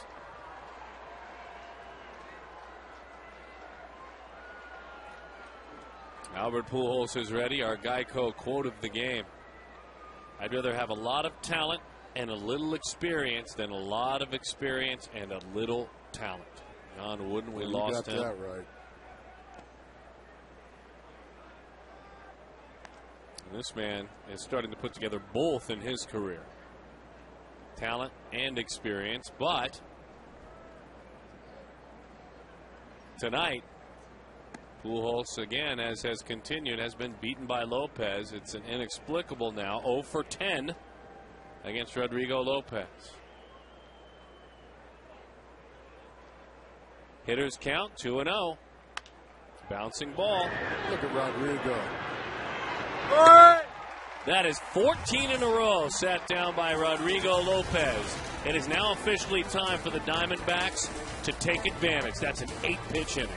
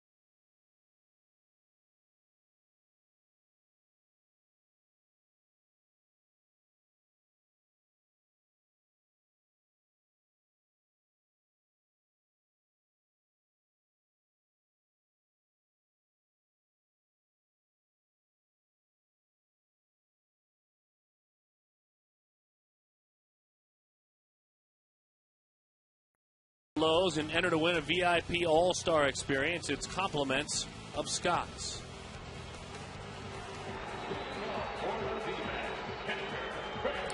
So the call to the bullpen has been made. The young left-hander coming back from Tommy John surgery leaves with a 2-1 lead, and Kyle McClellan takes over. Garcia is done. Threw a lot of pitches. Walked a bit on the wild side, but this just seems to be so far his year as McClellan deals to Chris Snyder, and that is a strike. So you have certainly a different look now. McClellan out of the bullpen. 25-year-old right-hander. His last 6 games, the right-hander has not allowed a run. That includes work against Chicago, Cincinnati, Milwaukee twice, and the Dodgers. Here's a strike to Chris. 1-2 the count. What do you think of Garcia? We know he has certainly been sharper, but what are your thoughts? Loved his stuff. Loved his poise. Showed me a lot of poise. He was in and out of trouble the whole game, Darren. But when you've got poise on the mound for a youngster like him, when he needed to make the pitches, like that last pitch on Chris Young. The changeup? Yeah. Pitch of the night. Yeah, pitch of the night. But every time he got in a scrape, he found a way to get a ground ball double play or get a big strikeout because he had base runners all night. Dave Duncan gets a lot of credit for turning pitchers around or converting pitchers from starters to relievers or vice versa. He got this young man as a pretty finished product. He's just trying not to mess him up. Snyder, a shot in the left field. It's a base hit. So even though they had their chances, maybe it's the old anybody but that we talk about, Jaime Garcia. I want to remind everyone that any time the Diamondbacks score 6 runs or more, usually they win. For the first time yesterday, that didn't happen. I got my tacos today. Taco Bell gives away 3 free tacos with the purchase of a large drink between 4 and 6 the next day. Every Taco Bell. Well, the ones who participate. Let's not get ahead of ourselves. Okay. You flash those pearly whites, though. I'm sure that even ones that don't participate will do it for you, but or just tell you to get out. Yeah, I've been kicked out of fine establishments. Trust me. That one is in. 1-1 the count to Augie Ojeda.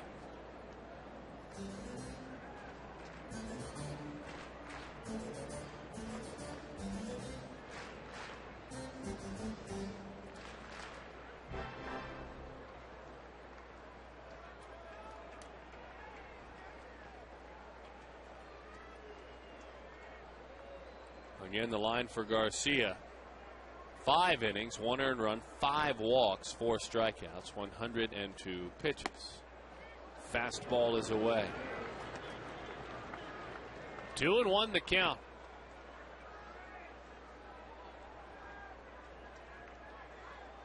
Augie steps out of the box, chit-chats with Eric Cooper while he takes a look at his sign from Bo Porter.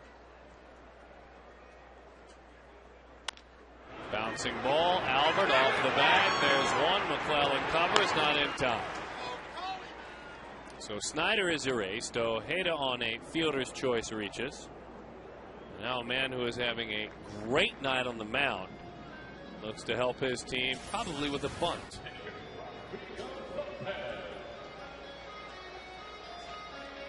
Nice play there by Pujols. That's the one to go after. Get that lead runner. I would imagine Rodrigo Lopez going to be asked to bunt here. Try to get Augie in scoring position for Kelly Johnson. Albert taking a shot at Augie Ojeda. Got it. Not in time. Albert gets a lead runner there. So Pujols, who has had an up and down night, that is certainly a spike and a positive there. That's a gutsy play. He made the play. Right there, most guys are going to take the out at first because it still takes a base hit with 2 outs to get you. But gutsy play and a good call out there at second base by Chad Fairchild. Nice play by Albert Pujols.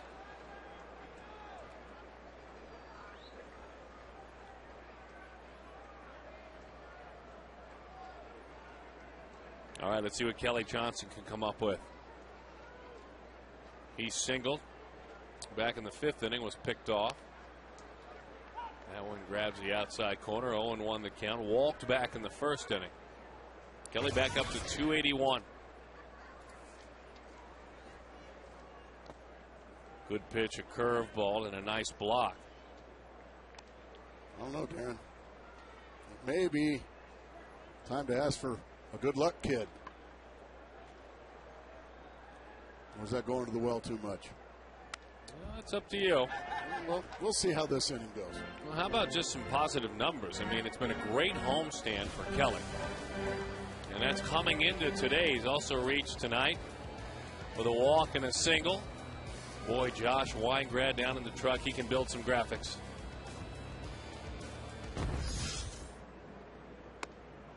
Breaking ball misses outside. But we really don't like it. 2-2 the count. Now we're just going to take a look at some good luck kids. There's some. I don't like that. That didn't work. Hello?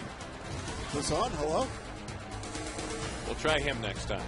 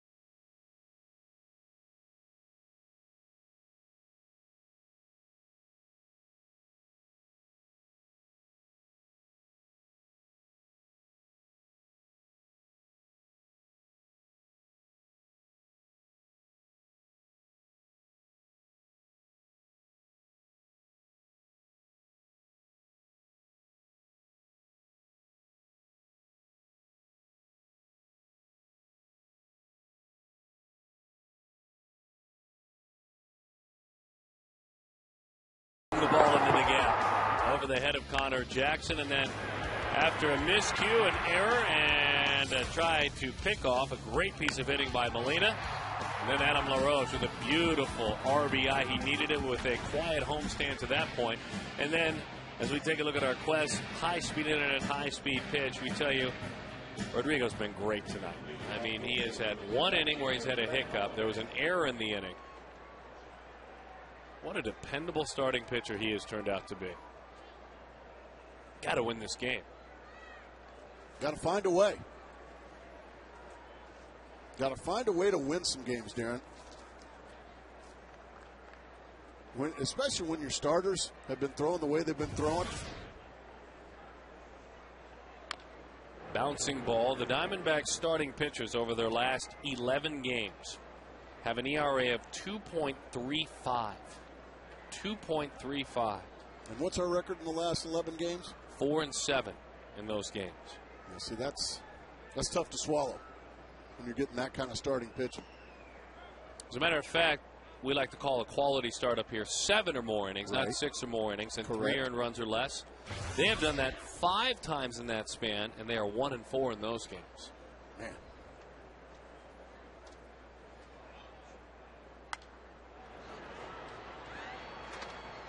One and two, the count to Matt Holliday.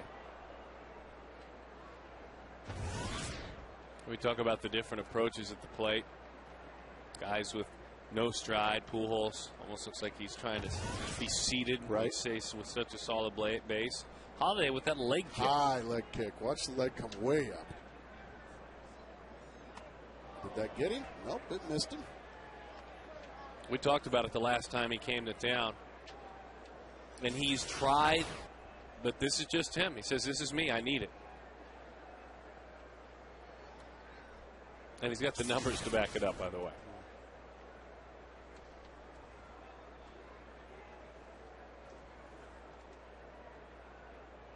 Two and two, the count to Matt. Well, pretty good missed. pitch.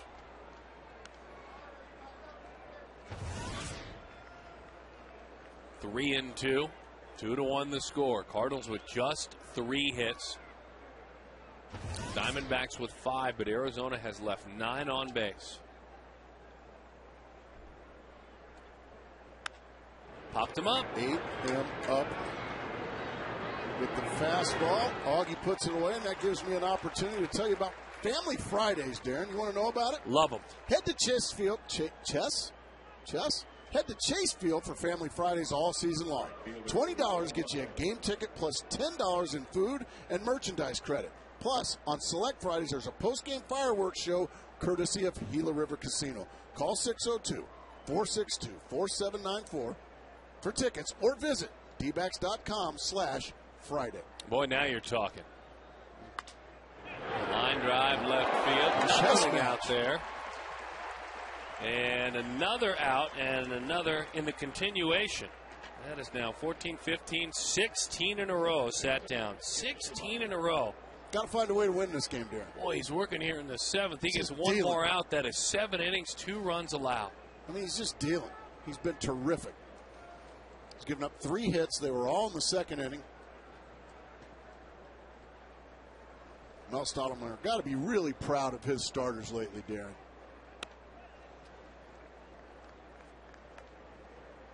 In all ball games in which the Diamondbacks have gone 7 or more innings and given up 3 earned runs or less, they're 7-9 in those games. 1-3 when Rodrigo's done it, 1-3 when Edwin's done it, 2-2 when Ian has done it, and 3-1 when Danny has done it.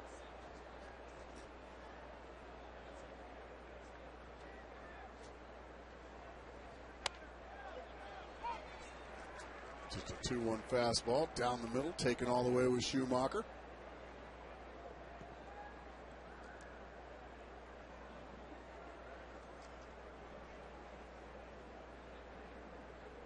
Oh, nice pitch there.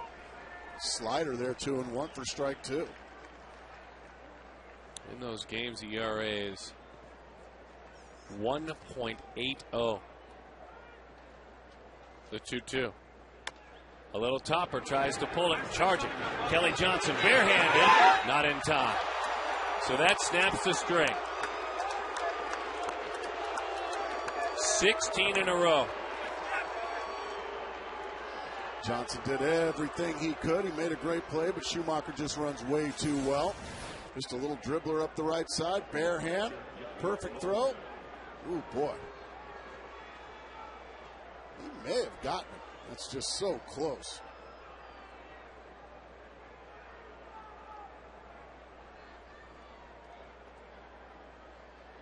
He got that call right. He certainly did. He got that call right. Kudos to Bill Miller. Another, well, we've had some good umpiring. This whole homestand, very good umpiring. Umpires have been taking some heat this year. Call for, like, a lot of people wanting replay on every play. That's all right. We'll pass on that. You, I, and Auerbosky, we all agree that to err is human. This is a different sport than the others, and the others are grand in their own way, too. And their progression technologically is wonderful and important, and the way that their landscape is set because of technology is great. Baseball's baseball.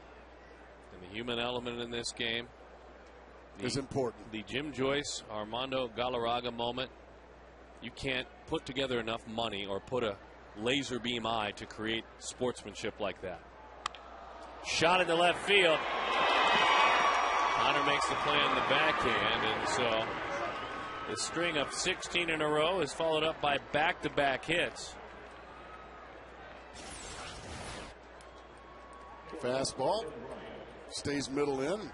Molina just swats it out to left field for a base hit. Now Rodrigo needs to make a couple of pitches and get in the dugout, and life will be the same. But Darren, I wholeheartedly agree with you. Baseball is baseball, and that's why it's the greatest game in the world. And it's wonderful in tennis, and it's wonderful the way that they've advanced technology and how it is involved in other sports. And baseball has added replay in the sense of boundary calls and up and over the wall. Fair enough. And I agree with you as far as the sportsmanship's concerned with Jim Joyce and Galarraga. That one's driven. Will the ballpark hold it? It will not. It is a 3-run home run. Rodrigo Lopez beside himself. Brendan Ryan races on around, and for Ryan, coming in hitting 200 with just one home run this season. He picked on a breaking ball, and if I'm not mistaken, a breaking ball that was up. It is 5-1. Well, you talk about a 2-out rally. Yeah, breaking ball that just stayed right in the middle of the plate. Ryan crushes it. Rodrigo Lopez, at the end of the day, unfortunately, his line score is not going to look very good because of that. Boy, you talk about lightning in a bottle right there. I don't know where we're held up. Yeah, Rodrigo hit for himself now. Rodrigo with a little disgust, and I don't blame him here. You got to have a hitter ready. This is the big leagues. 5-1 the score. I mean, I understand with the 5-1 change of score. The guy's already ticked off having to wait now.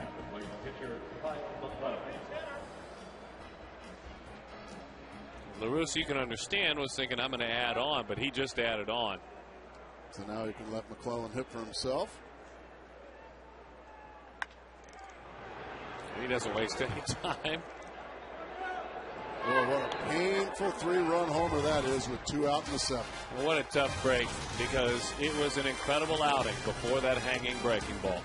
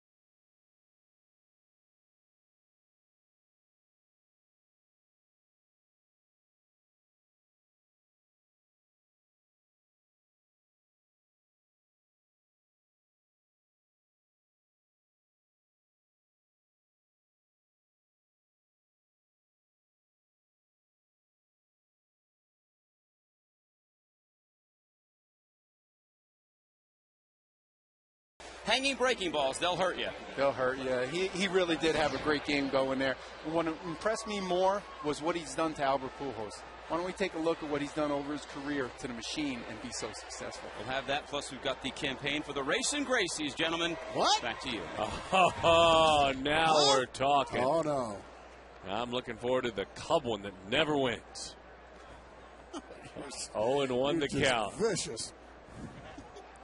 Well, every 100 years or so is that one misses. 1-1 the count. Like the great Jack Brickhouse said, anybody can have a bad century. That's exactly right. And the word great is perfect if you're talking about Jack You got Brickhouse. that right. The late, great Hall of Fame broadcaster. I mean, he broadcast everything Chicago. The Bulls, the Bears, the Cubs. And he even did the big-time wrestling when it came to town. Oh, boy. Like Gorgeous George and all those guys, when they'd come to the, it was Jack Brickhouse doing the wrestling at the Chicago Stadium. Boy, and those Well, Cubs that doesn't fans, seem right, does it? well, they hate the Cardinals, don't they? And vice versa. Bouncing ball to his left. Lopez in time for the out.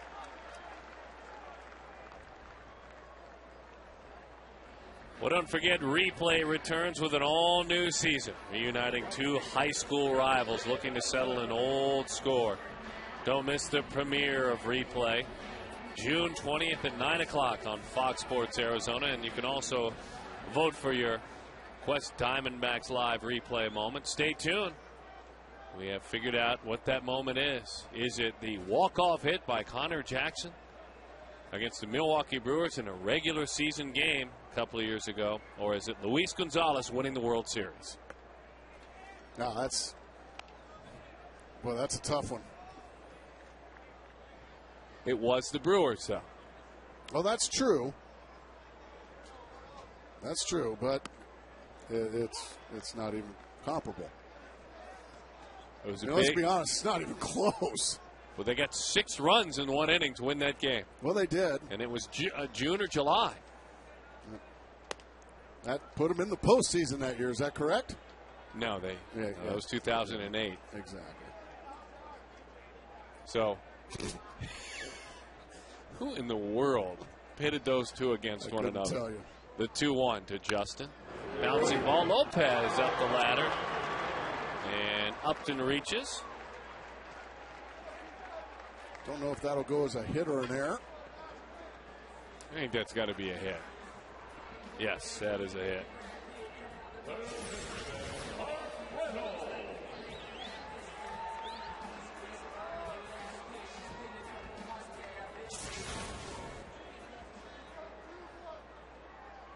So do you vote for that victory and that hit, or beating Milwaukee in a regular season game?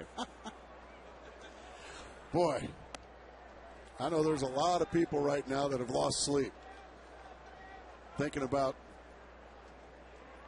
those two incredible, unforgettable moments in Diamondback history. Boy, Mark Reynolds just got a bow tie. Mark McClune was talking about this earlier, being pitched in more. And there's nothing wrong with that. There's nothing wrong with pitching inside. You have to a guy like Reynolds. Pitch is away, 2-1 the count.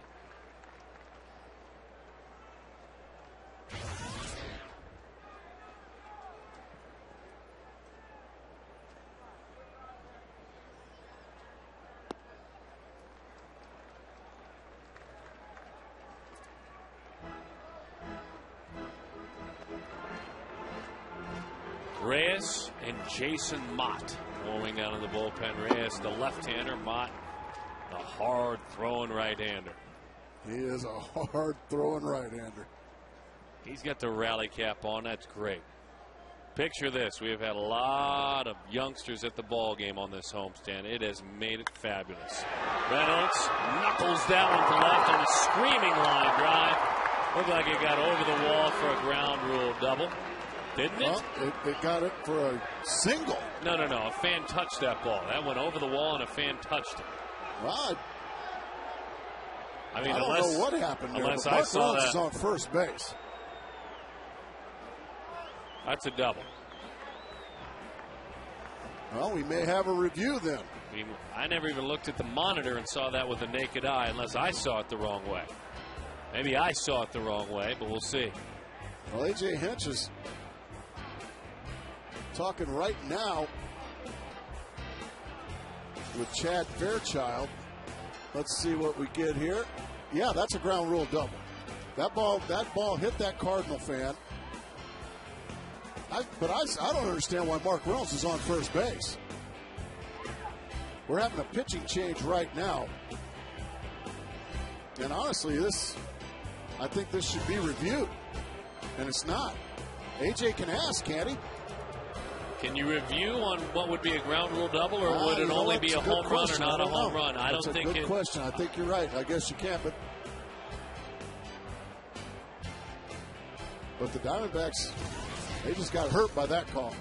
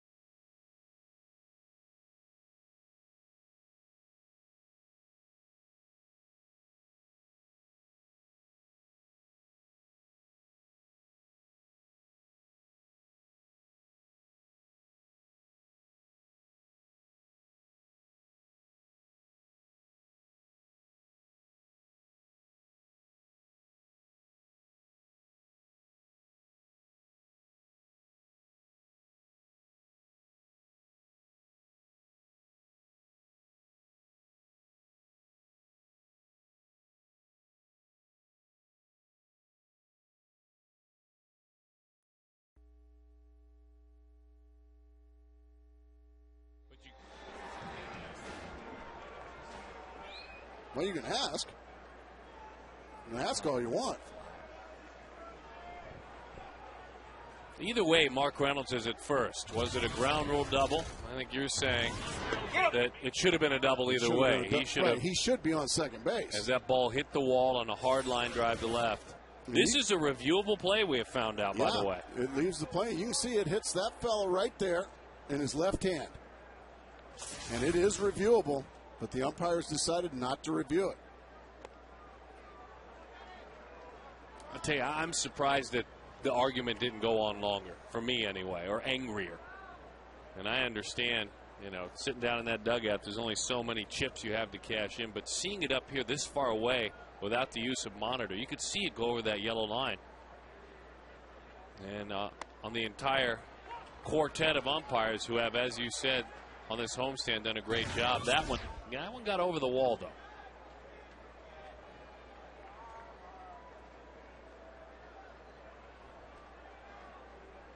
But AJ was satisfied with what he heard. It's interesting, though, as that one is swung right through. Different is baseball, though. Again, we talk about other sports then where you can, throw a flag out on the field and say, okay, I'm throwing my red flag. I want you to review it. They have to determine, as you said in the break, you can ask, but it has to be the decision of the umpires. They didn't get together or anything.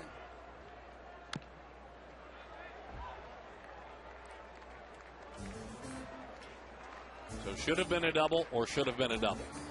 Correct? Yeah. Okay. Yeah, I'm confused on why Mark Reynolds is on first base. Either because of the call or it should have been a double. Right. Okay. 1-2 the count.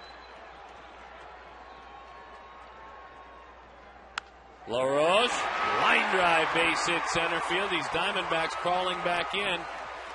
Well, there you have it. I mean, you can't assume that would have scored a run. Well, I just watched Mark Reynolds run to second base, and he's struggling. He's struggling running. That's why he's on first base. Because I would imagine that quad's probably hurting him again. But Adam LaRoche, in the meantime, all he does is keep driving in runs. Boy, it's great to see, and it's good to see him get going. Mr. LaRoche, let's see if these Diamondbacks can battle back.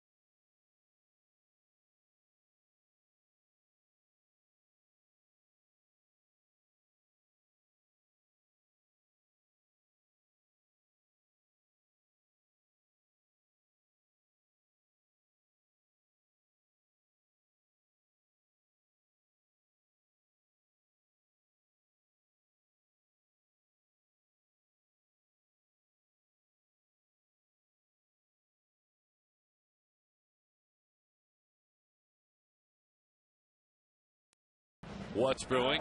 Adam Ottavino, one of the top prospects for the St. Louis Cardinals, now has made it to the big leagues against a former Cardinals prospect in Dan Herron. And Chris Carpenter goes toe-to-toe with Edwin Jackson. And a couple of hard throwers in that one. Speaking of hard throwers, Jason Mott goes to work. He's a hard thrower. He is high energy, high intensity, too. That big old beard as he gets ready to go to work. 5-2 the score. Fastball 97 at the knees. It grabs the outside part of the plate. This Cardinals bullpen, a 3.17 ERA. Inherited runners, only 23% have scored. They have done a fabulous job. Coming out of that bullpen. Yes. Fastball. 0-2 the count.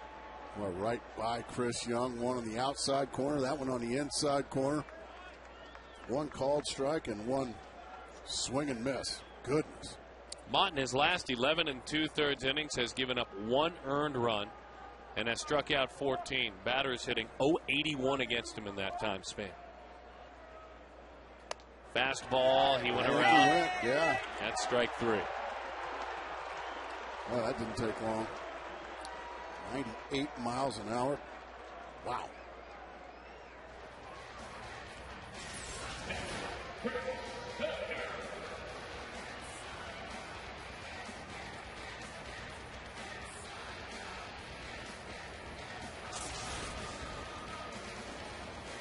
So now Chris Snyder. He singled back in the 6th inning. Popped up and grounded out.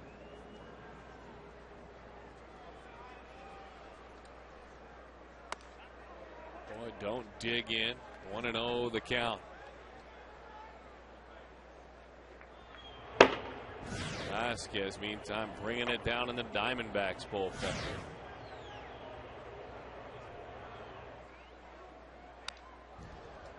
Well, Snyder got the pitch he wanted, but fouled it back. Well, what a low-down, dirty shame. That 3-run homer with 2 outs. Lopez ended up giving up. Because the Diamondbacks come right back off the St. Louis bullpen and score a run.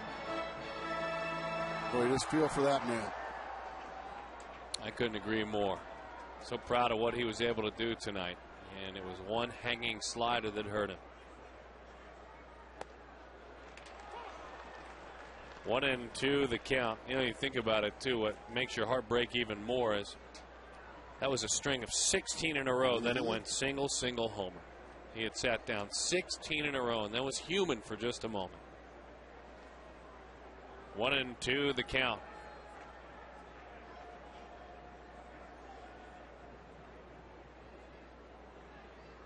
Look out, Chris Snyder.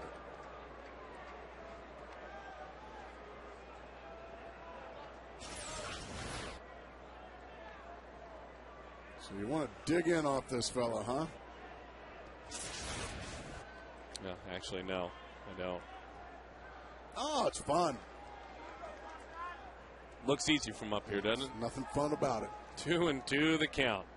Fastball came in, just blowing smoke. He didn't even consider throwing a breaking ball.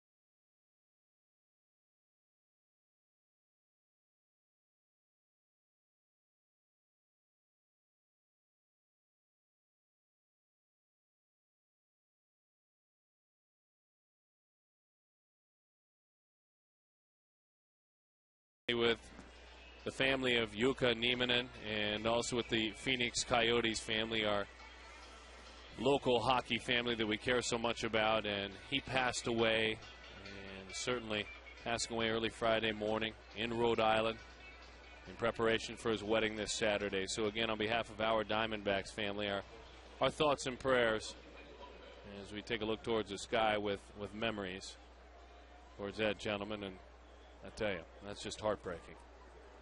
So we honor him tonight.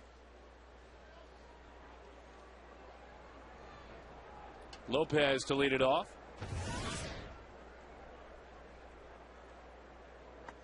And the pitch misses away. 1-0 the count.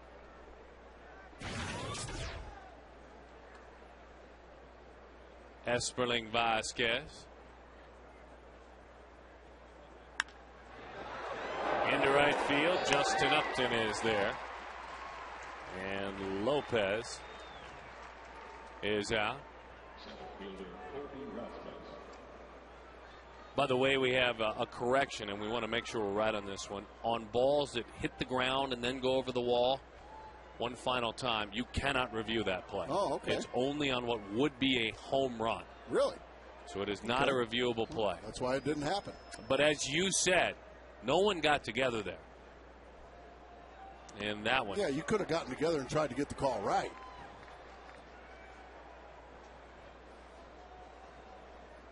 And there's the fan. It really did nothing wrong. The ball bounced over the wall. Yeah. Just good that it hit a Cardinal fan. Now Darren. What? Is this on? I'm sorry. I didn't realize this was on. I like Cardinal fans. 0-2 the count. Cardinals have very good fans. We have a good time when we visit. We go to Shannon's Steakhouse. We go to Al Rabowski's place. He's got a pub as well. Joe Buck has a place. There are 37 broadcaster establishments right there around the ballpark. Right there. There's Mike Shannon. Boy, he tells it like it is, doesn't he? You can't help but love him. John Rooney I think sits he next should to be him. in the Hall of Fame, Darren. Oh, you bet. I really do. I think it's a crime that he's not. That one's fouled back right towards Mike.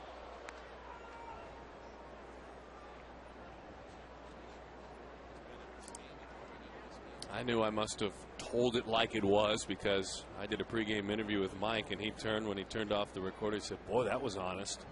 I said, uh-oh. If he thinks I'm being too honest, then I was real honest. Were you?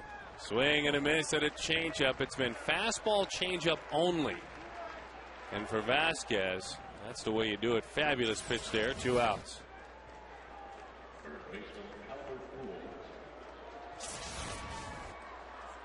Well, Albert Pujols very happy to see somebody besides Rodrigo Lopez out on the mound. As you can see.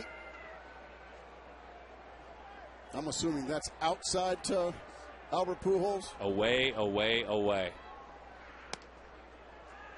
A slider at the belt. Young man, please don't throw that again. Because you'll have to ask for another ball. Albert will hit his face. Yes, he will. The 0-1. Change up. 1-1 in the count.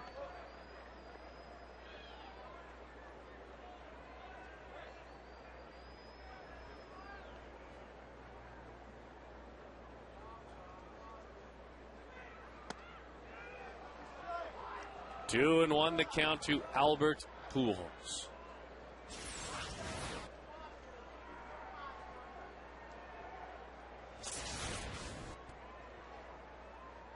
The decade's Triple Crown winner. As that changeup is away. In the last decade, Albert hit .334. Away again with 366 homers and 1,112 RBIs. Wow. In the first decade of the new millennium. A Triple Crown winner. 3-2 the count. 3-1, just threw it right past Albert.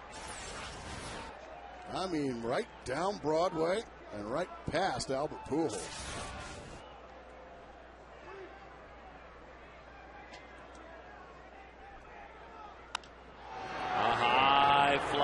fly ball into left center field.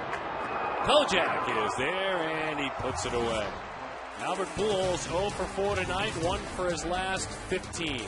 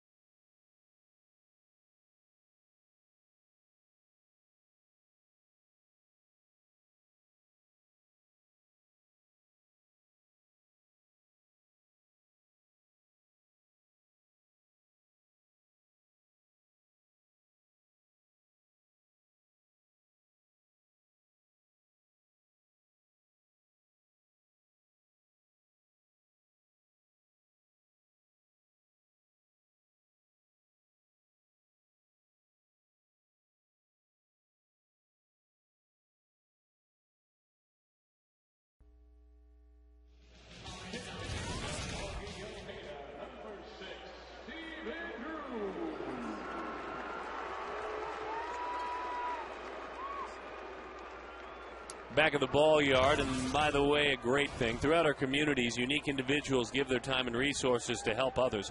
People Magazine's All-Stars Among Us recognized 3 finalists for the Arizona Diamondbacks. Through June 20th, you can vote for one of them. And we will finish the thoughts as the first pitch to Steven, who pinch hits. You can vote for one of them by going to www.peopleallstars.com.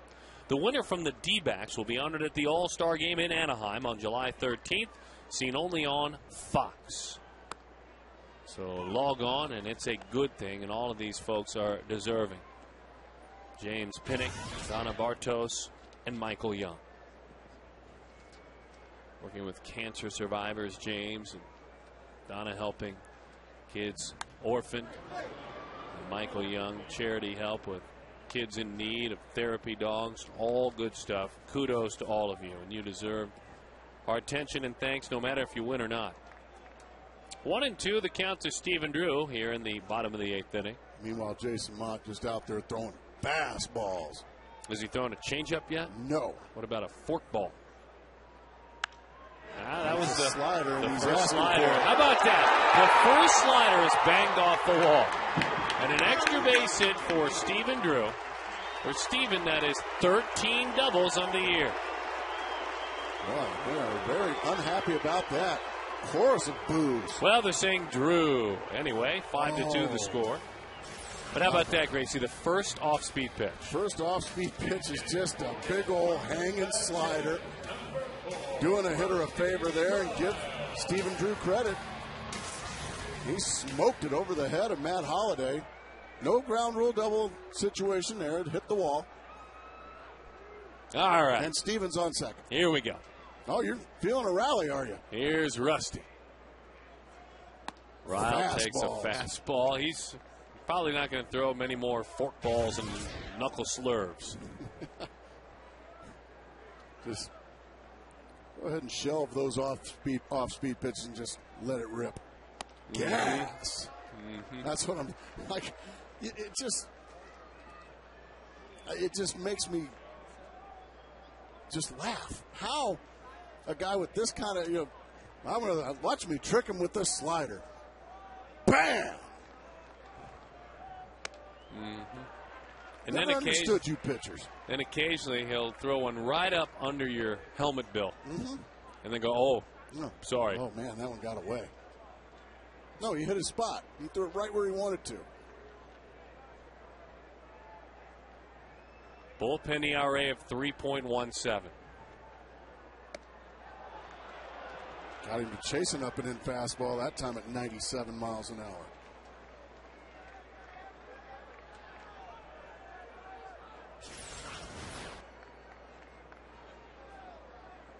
You can see the disgust on the face of Rusty Ryle. Strike 3. And he goes over the inside. So a tough assignment there coming off the bench. Right to the inside corner, that gas goes. And he didn't mess around with any sliders in that at bat, did he?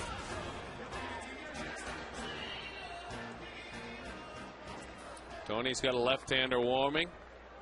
I guess he is going to go to him here. Takes the baseball from his fireballer, his flamethrower. And I'm sure Diamondbacks are going, yeah, get him out of there, please.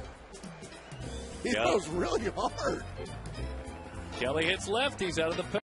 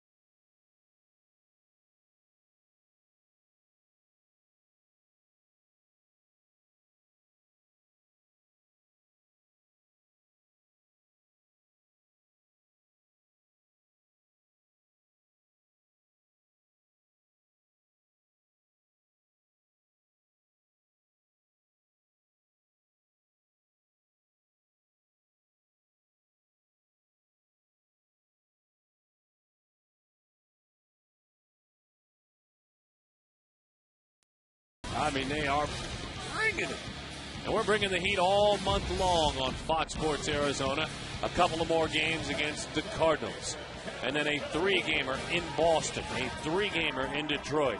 A 3-game home series against the New York Yankees. And then it is to Tampa Bay, arguably the best team in the game. And then another one on the road in St. Louis. Trevor Miller's been at it for an awful long time, the veteran left-hander. Comes on for the 21st time this season. And against Kelly Johnson, misses outside. 1-0 the count. Mark McClune, Mark Grace, Darren Sutton, and you. Glad to have you with us this evening. And we trust that your weekend is going to be a good one. We certainly hope so. The best part of it for us is that you invited us into your home this evening.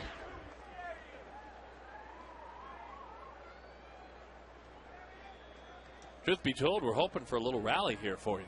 Absolutely. 2-0 count on Kelly Johnson here. Outside 3-0. Connor Jackson waits on deck.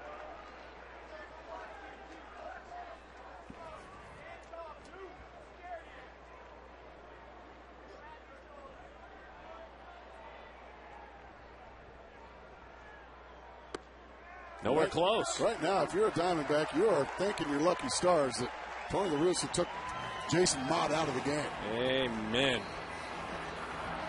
So all of our viewers at home and the congregation, let's see what Connor Jackson has up his sleeves.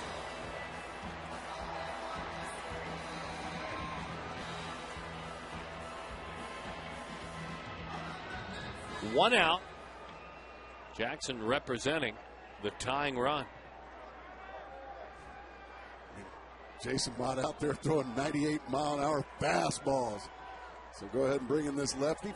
4 wide ones from Miller. Now Connor Jackson with an opportunity as the tying run. Time was called there by Yadier Molina behind the plate. I think right now they're trying to get this is the old four corners.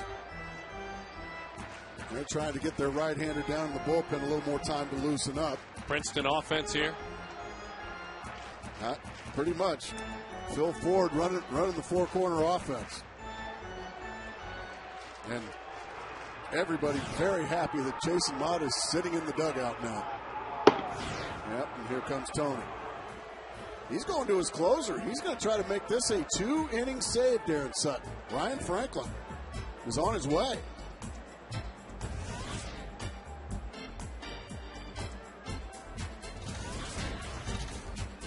Continuing the discussion, I'm thinking he's buying time. Now he will go to his closer, Ryan Franklin. So Miller unable to get it done. Again, Mott still watching. We'll see. Getting interesting.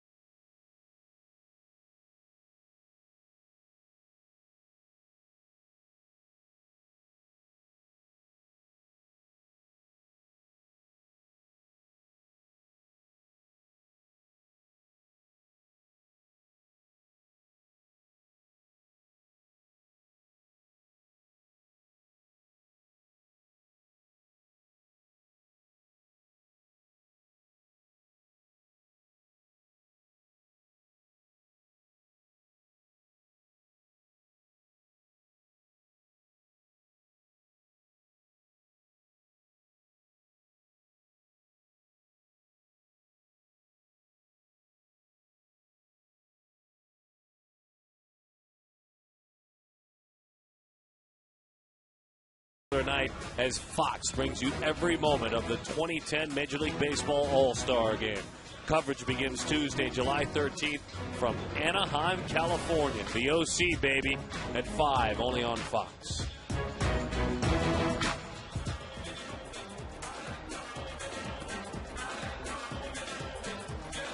One would imagine he'll be there. Ryan Franklin called on now, and if he locks this one down, you can see the work he has done.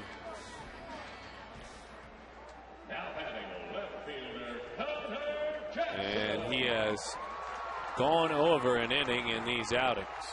Ryan Franklin. Reds were losers in their ball game tonight. Did they play Cleveland? They lost to the Kansas City Royals. The Kansas City Royals. Franklin, by the way, 10 saves on the year.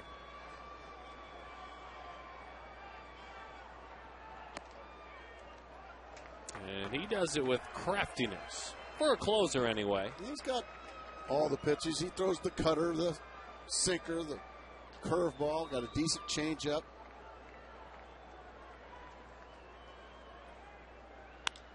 Connor pops it up. Steven will tag. Throw just comes into the cutoff man. So runners are on first and third with 2 outs. And now Justin Upton.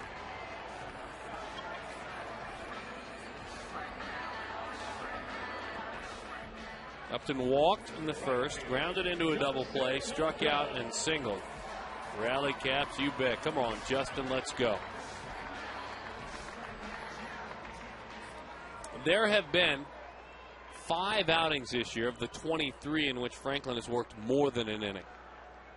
And he has worked 2 innings on 3 occasions.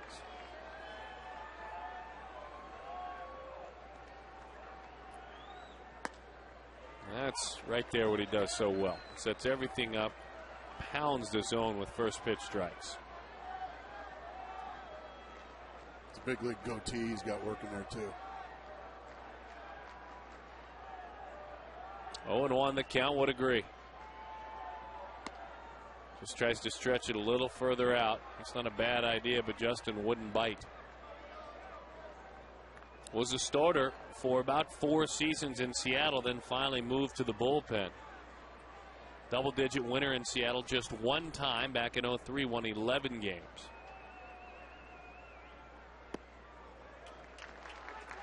Two and one the count.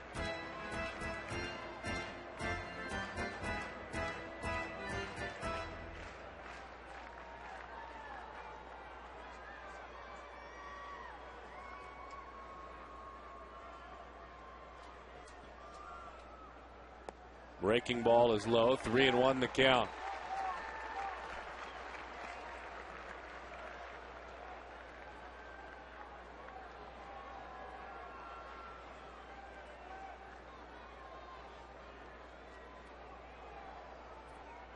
Three and one the count. 3-2. Beat him with that fastball. Went right to the outside corner with it. All Justin could do was shank it foul.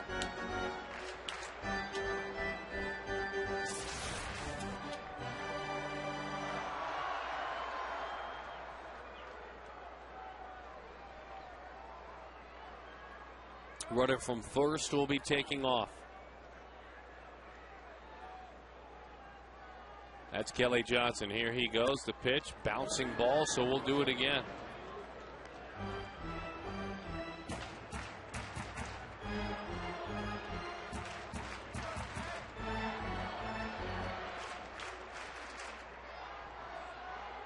Upton 1 for 2 against Franklin. The one, a homer.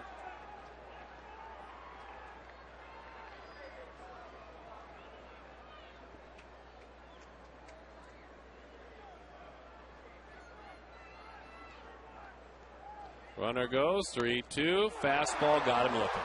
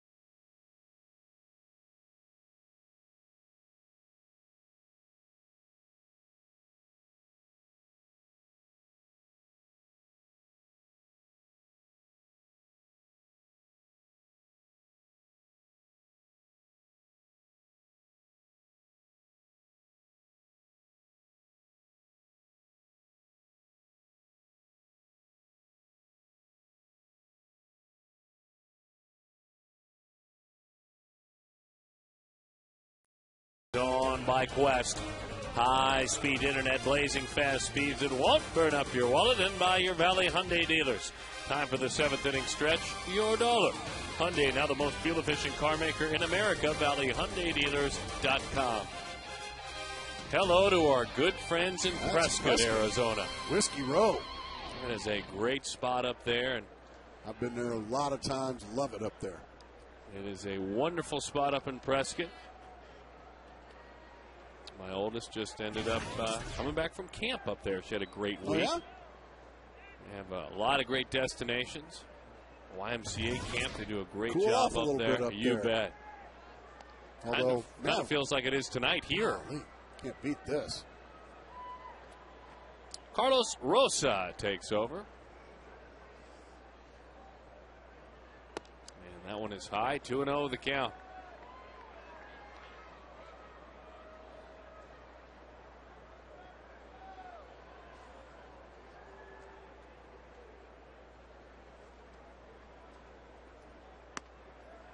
A 2-0 change of pace. 2-1 the count.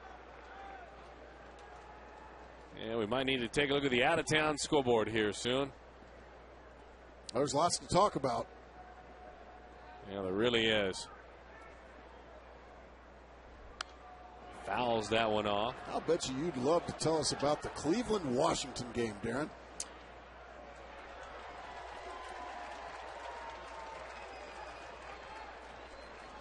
I'd love to. In just a moment, I have to kind of reset the interaction I've been getting from all these fans out here about bringing the heat. Oh, really? Yep. Gas. How about Rosa? Talk about bringing the heat. Well, here's what we're talking about. Folks are thinking, of course, Dustin Pedroia, the pride of ASU, will bring the heat the most, and no one voted for Carl Crawford. What is up with that? Carl Crawford's a terrific player. Not one vote. Not one vote for Carl Crawford. Wow. Wow. Well, like I said, Miguel Cabrera, E. By the way, who is your F? F. Uke. Kevin Euclid. I got you. I got you. Did you see that pretty shot of the Prescott Courthouse? Mm-hmm. I did. High fly ball into left center field. Over and out and 2 away.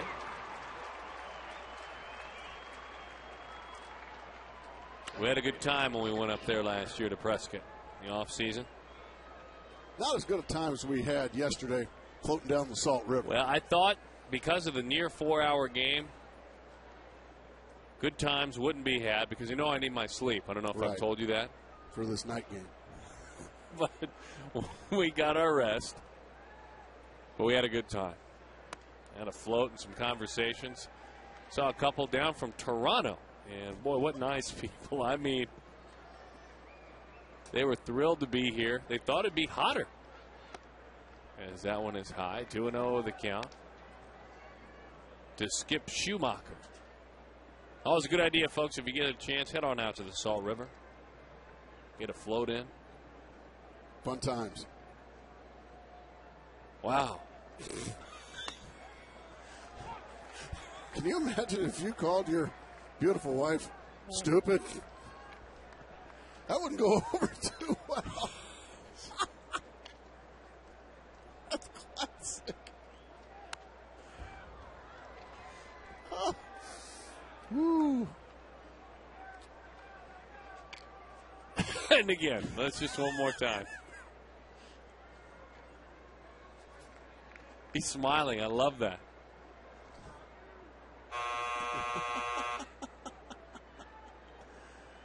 She seems all right with that. She's a beautiful lady with a good sense of humor. That's exactly right. You right. can't beat that. Usually when our wives allow us to do something like that, they actually know where the arrow really, truly is pointing. And he's got a great sense of humor. And they have a great relationship as that one's bounced to Reynolds at third. He'll throw across the diamond. A nice inning for Rosa and the Diamondbacks. I'm with stupid. Yeah, that's the truth.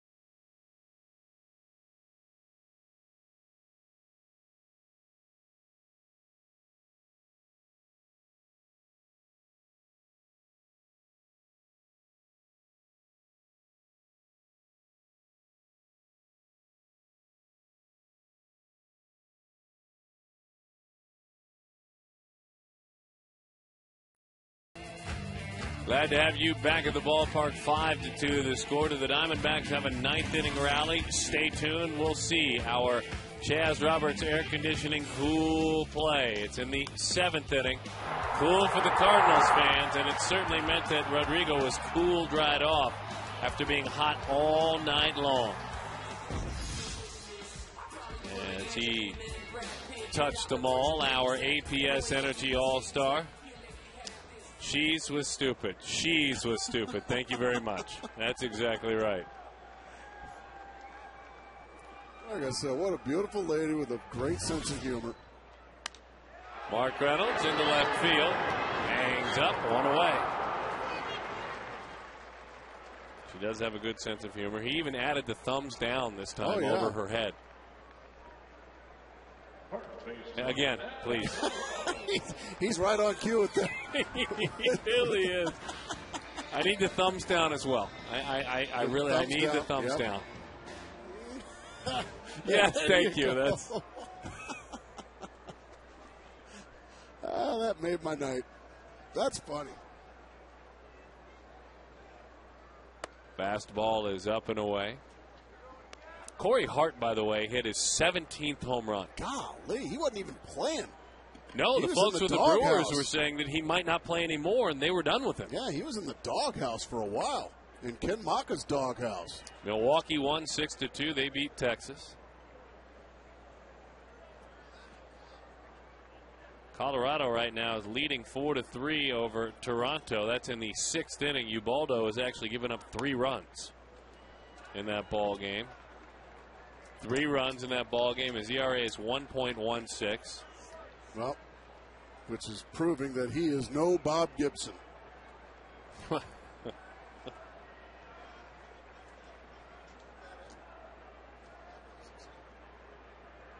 That one is in, meaning that ball 4 that is issued, that fine 1968 you're talking about? Yes. I mean the 304 innings and the 38 earned runs that year? How about that? 304 innings and 38 earned runs. He finished the year with, what, a 1.12 ERA? Yes, sir. 304 innings. 1.12. His ERA after a start on September 2nd was 0.99. He pitched 10 shutout innings in a 1-0 win in Cincinnati. Lifted to left field, racing. Looking to make the play as Holiday. He does.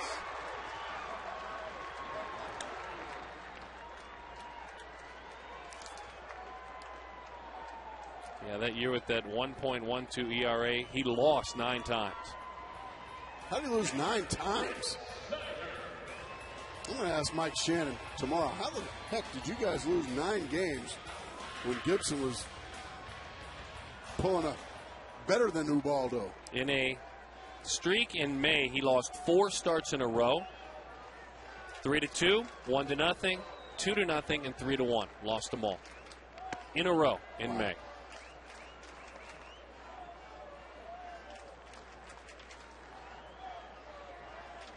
Well, you get decisions. Back in the day, you got decisions all the time. These guys pitch so deep in games. Complete games.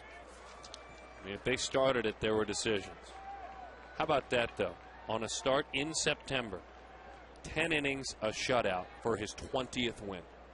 1-0. That is awesome.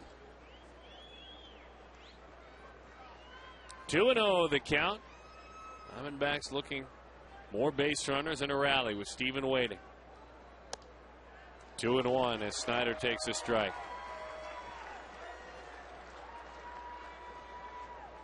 Francisco Liriano struck out 11 Atlanta Braves. It was a tight 2-1 win over Tim Hudson. John Roush, 16 saves. Popped up. Giving it a look is Molina. That one bounces around. Big John Roush, 16 saves, huh? 2.52 ERA and 16 saves.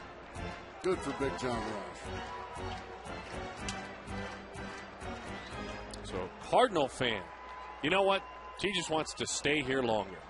She just wants a tie game, and she's having so much fun. We got to find a way to get Chris Snyder on base here and see if Stephen Drew can tie it up with a long ball. Nice take, Chris Snyder. Big Papi was 3 for 5 with 4 RBIs as the Red Sox beat the Phillies 12-2. Phillies offense scuffling ever since those binoculars were found. Can't cheat anymore, huh? Chris Snyder down. Into the corner it goes. Now we're talking. Come on down. Bo Porter. He was sending him the entire time. And LaRoche put the brakes on.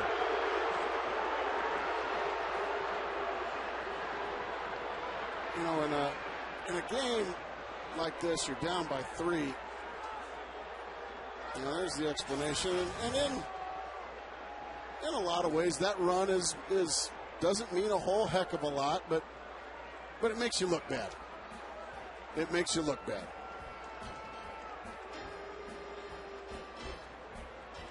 What's the rule for the base runner? Our young base runners out there, Gracie, in that situation? Do whatever your third base coach tells you to do in that situation. I mean, that play is right in front of him. He's running on the pitch. He could have easily scored. I'd have at least another hit anyway, but as you say, just how it looks. Yeah, and like I said, if he scores there, it's still a 5-3 game. I mean, so in the grand scheme of things, no. I mean, it's not imperative that he score that run because Stephen Drew is still the tying run either way. But it just makes you look bad. That's all. Well, let's see if Stephen, who came on and doubled back in his first pinch hit attempt,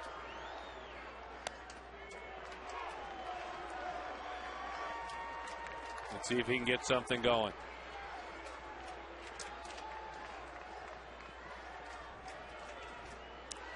Ten hits for the Diamondbacks. They have stranded 13 runners. That one dives low, 1-1 to count.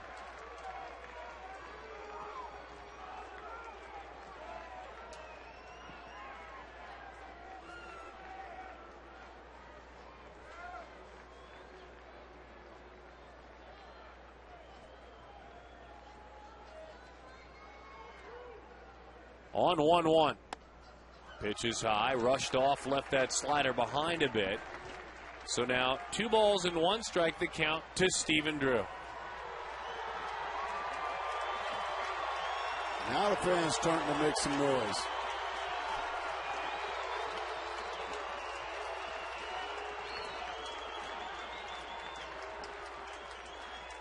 Two and 1, 2 outs. They play Drew to pull in the infield and in the outfield. It's low, nice take, kicks away. Holy Moses. And again, the runners unable to move up.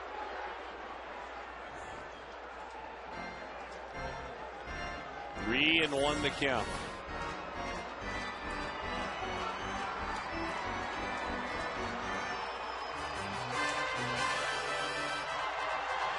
Stephen 1 for 4 with a double and 2 strikeouts against Franklin.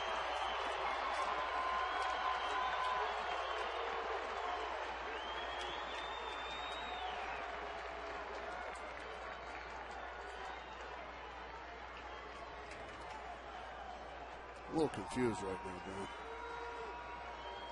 Dan. The 3-1. The bases are loaded for Ryan Roberts. Now Roberts finds the gap with an extra base hit. We got a tie game. That's a lot of pitches, by the way.